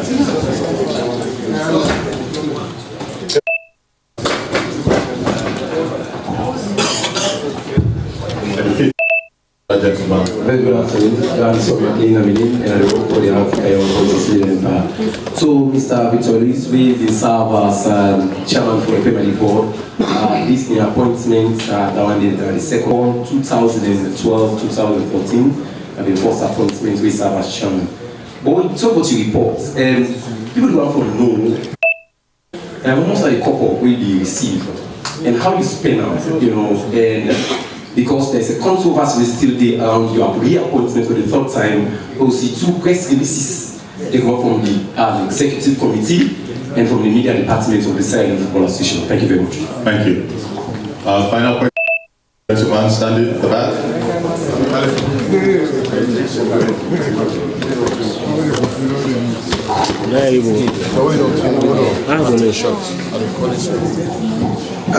Good afternoon, Mr. President. This for you. Mina Bokari Kamara, I write for the Equity newspaper. And I see a press release we appoint board chairman, then later assist Lapa turn and down in another press release. Who done the board chairman with the appoint? And Victor Lewis. Now Victor Lewis is not the individual. Alright, so I think you don't have the same question of this gentleman will ask. That is noted. So you ask in relation to that thing? But that's the point. Now the same point is my age. And like I said, you know, they will emphasize that. The question. Okay, on that note, we will take one more question. Give this lady. Lady at the back. Good afternoon. My name is I work for the Slbc. I have a question to the President in relation to rancor in the controversial appointment of Victor. Waiting lead to that, we see another release from the other executive committee and the Premier League will start. Waiting at the current status about this. That's one. Noted. Thank you. I'll come back to the panelists then. Thomas, thank you very much. We get the next 25 minutes. We're finishing at 8:30. If you see the tell me on that. Now we finish at 8:30. So briefly, answer to the question then, and then the minister and Safa Abdullah said will answer to you. Okay. Quickly, the first question from Bali is the delay of Congress. Bali, there's no delay of Congress. What happened was we had planned for an extraordinary Congress. Because they're not be able to do the statute, the review of the statute in time, tell the FIFA people that are there. We look at it and say, okay, let's not waste resources. As an executive committee, we sat and agreed that we move the extraordinary Congress, the extraordinary Congress into the ordinary Congress. But when we did that, you know, say the General Secretary, they give notification, and there's a period for that. We'll not be able to go into the ordinary Congress because of course, too many obvious reasons. So there is no delay. We will go into Congress. I am committed to that. That's my job, together with the executive committee. Somebody else was asking about the choice of players helps to destroy the expectation. Please, sir, camera. If Leo start well, the first person to get the president was Ali Brahma. So I want to destroy that with my own hands. I will not do that. It's not the job of the FA president to select any national team. We get technical people that want their job done, supervised by the technical committee and the technical director. So I have nothing to do with that. Okay? And then of course, the Premier League board. Everybody wants to know what is happening. The SLFA, since I came, we don't maintain peace all this while. No feds, no day. You don't expect humanity to be 100%. Who say 100% they look inside it, some compromise in one day. This is now one out of many situations, but we'll fix it. We will soon come and make a pronouncement saying we are together, feds not they go out and enjoy football. So, I mean, let's just do a follow-up. Until I make that announcement, the meeting at the status of Dr. Victor Lewis. Well, because we no one left vacuum. Because we no one left vacuum. Victor had run a successful league last year. And to me, the honest thing to do is to continue with Victor. But,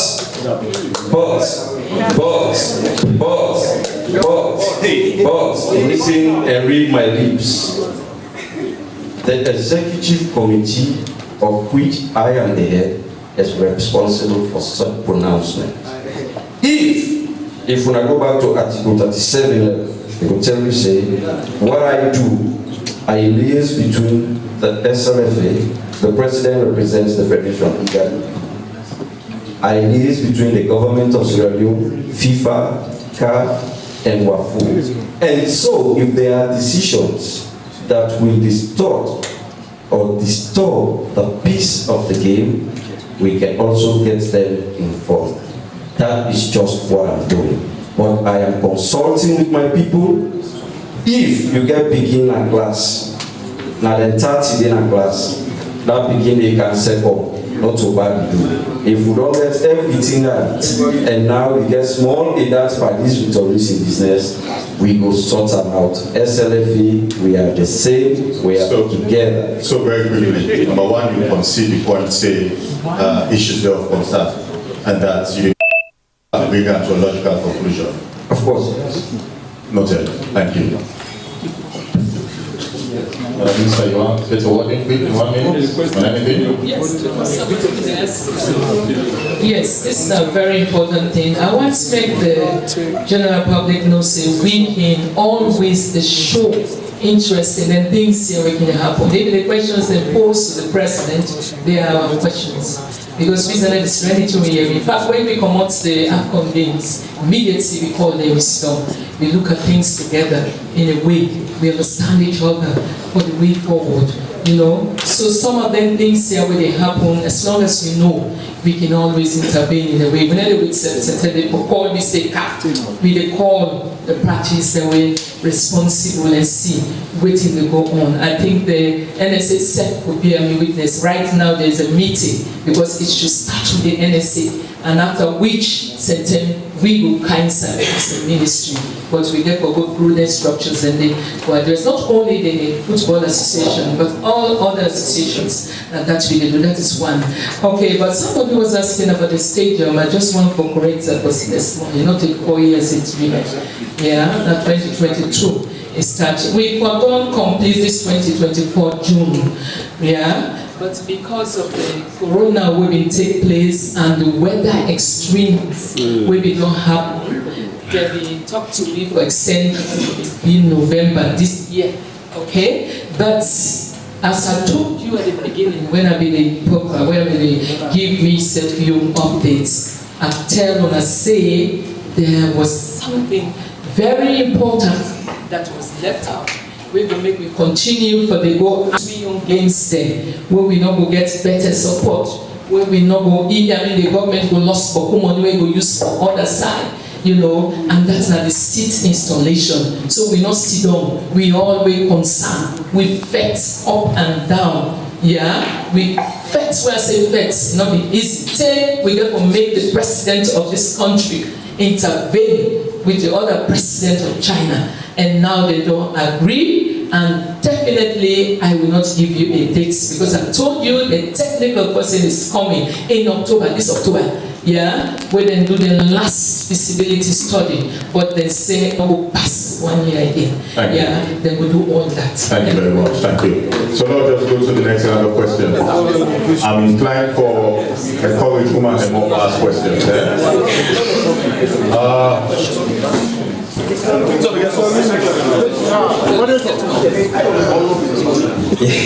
Thank you very much. You asked me to President not answer the one already. The President answer one question was already. We get to do it, make the appointment. The other side, especially you ask for corporate business. When we do retirement for Premier League board, now when they send out to the government of Sierra Leone and the Sierra Leone football, not to hear something that talk about that. He brought with them. Thank you very much. Thank you. But then again, I don't for comment because it's a public interest matter. Victor, nothing to say. That's just. I understand. Say you probably get responsibilities to government and one way for submit to.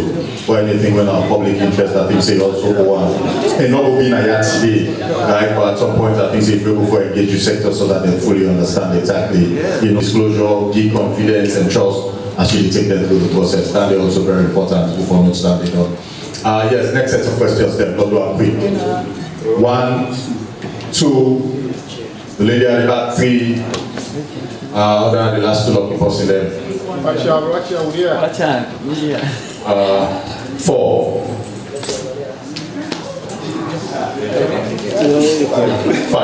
5. Good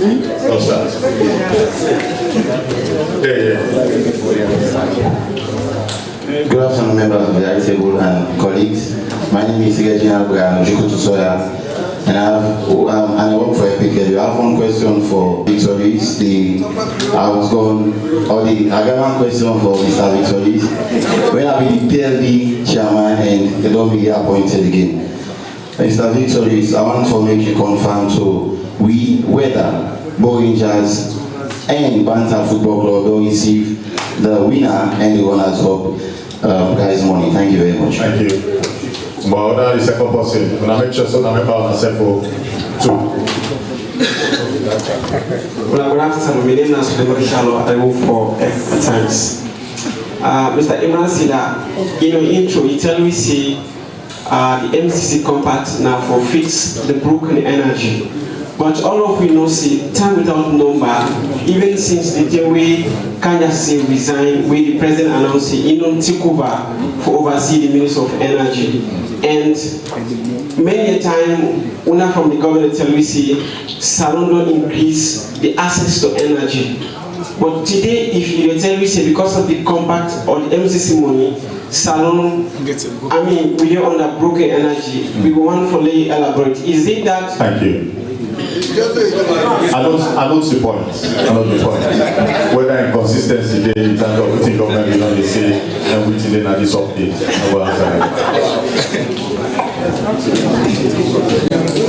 My name is Maria Mabundu, the report for News Times Daily. My own concern the female football team. They know well publicized to we, like how the man they used to go. Gladly and one for go watch football, but now always now for the male side, the female side not to the.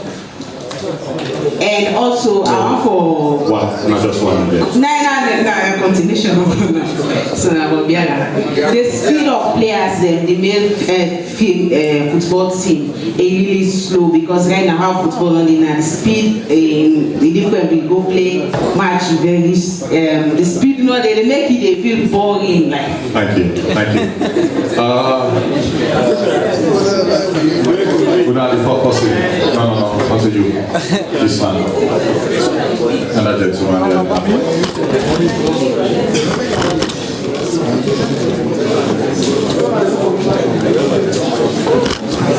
Hello, I'm Justice from Sierra Fox Media. I just want to get a clarity on this because many times we don't see outside governments they sponsor the Premier Board with huge money, but again we don't see outside the board they come after. They don't go calm. We don't see outside again in the call press conference or whatsoever as to how they don't use the money or what's not happening. I don't know but I ask the question too. Yes, the board. Okay. The board. Then Leon will give money, so one no to the winner. Yeah. Final question. Yeah, good afternoon. So Freetown Daily newspaper. Recently, we don't see some and vandalism football, and also we want to know what things Slbc they do for improve on the quality of the referees in division and how they protect female referees especially. Thank you. Thank you very much. I think that now the last question for this press conference. So I will pass the mic over to Kenema. You get the next 2.5 minutes for one through the issues there. Key points. Right. Madam, the woman we talk about female football. Say female football my new sector on a salon, but we don't do very well. I don't know if you can go watch Mobima Queens. The game be full, it was well advertised, and it attracts almost every other important personality in the country. We are all there to grace them, and very soon we get other engagement for female tournaments. I will encourage you to come and cheer them up. Protection for female referees. When it becomes a woman business, period, it's always a concern to protect them. We are doing everything we can. Violence in football Here and there, some people like going to feel no for go misbehave. Not to win no more, they're happy in England, they're happy in America. But we only on a very minimal level is doing all it can for control violence. Yeah? Those are the two questions I have. Thank you. Thank you very much. Another 2 minutes. First question, I got more than 2 minutes, two big questions. We're not get time, what do you think? First question is about the prize money for Bow Rangers. Bow Rangers and Bantam FC. Let me just give you a small background, not small. For the last 3 Premier League, prize money given to teams has always been difficult because of money. Yes. The last 2 Premier League that they ran in this country, the board is not able to give the prize money. The SNF has to come in and assist. You can go and check that. Yeah, you understand? Let me finish. Then the last Premier League that also happened, the second place money of Mighty Blackpool was not able to pay my that bond. My bond able to pay for that. And this one, when the Bow Rangers and Bantam, we issue a statement say before the kickstart of any football for the next season, then issue the no solve and get out. Then the second question, somebody asked say government give up money, Leo give up money. I don't want to call too many figures and I go to just few figures quickly. You understand? Gave $80,000, which is 1.9 billion by then.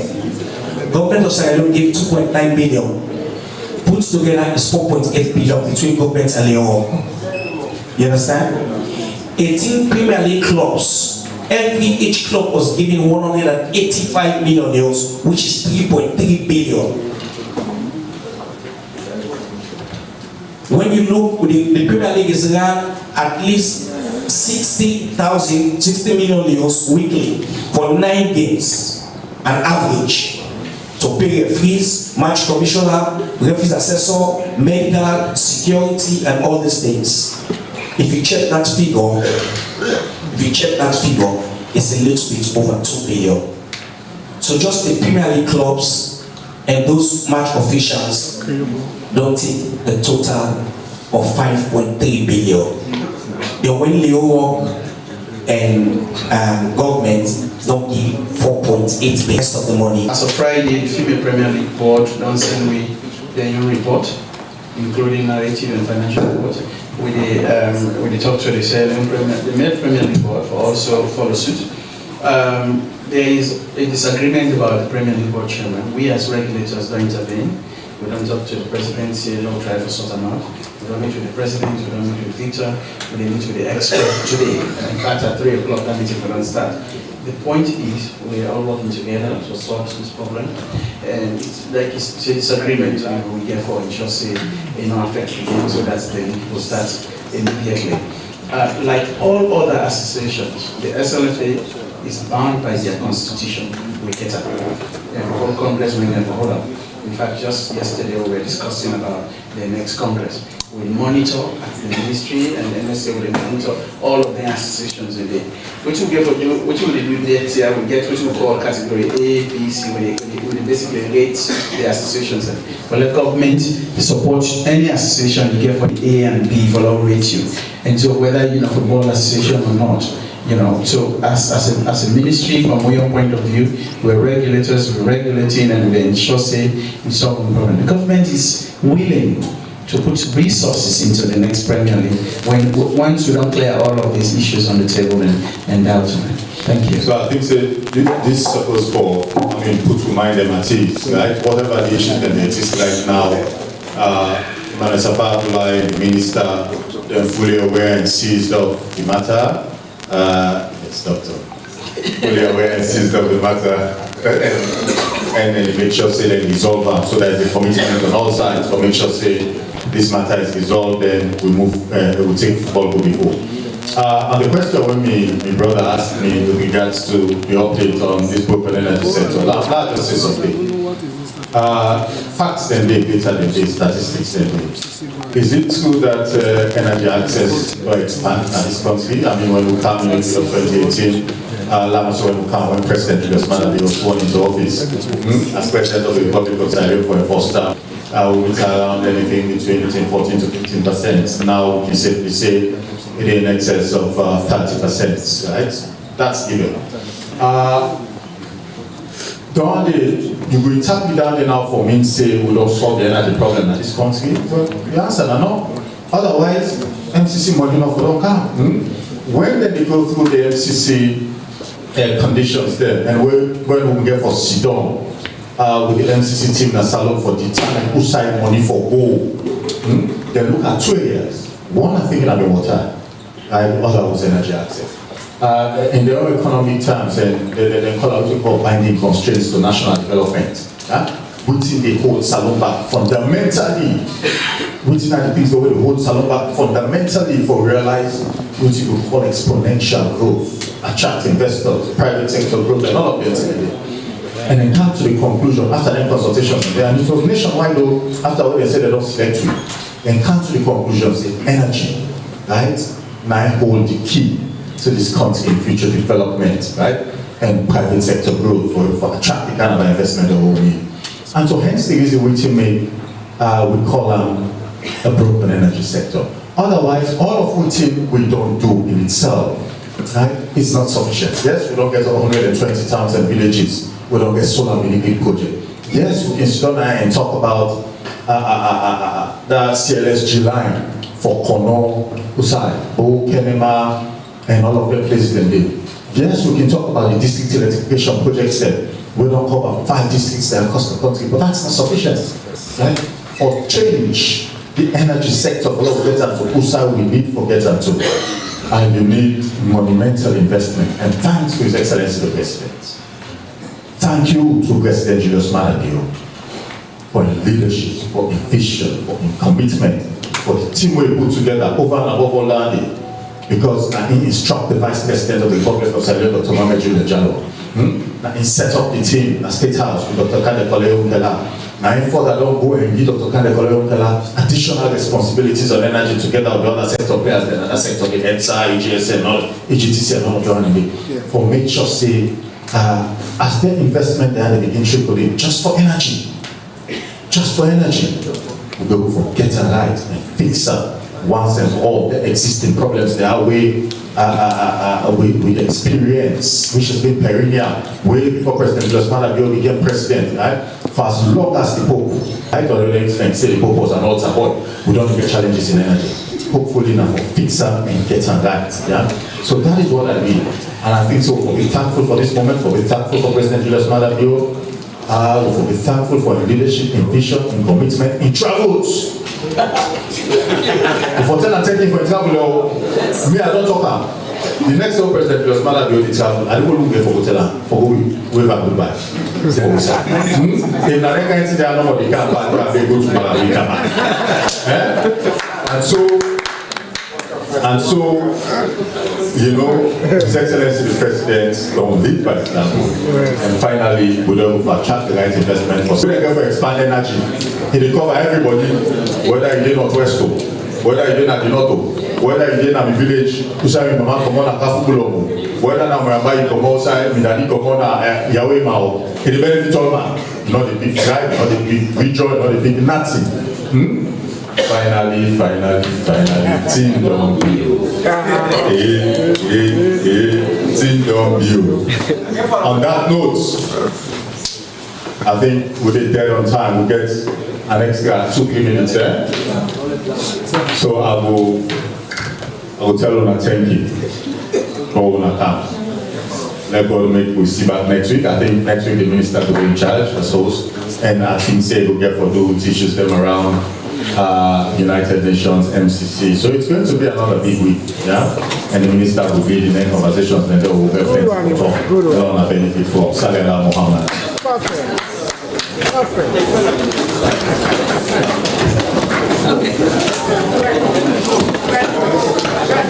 Chairman, una go there, group picture. Group picture.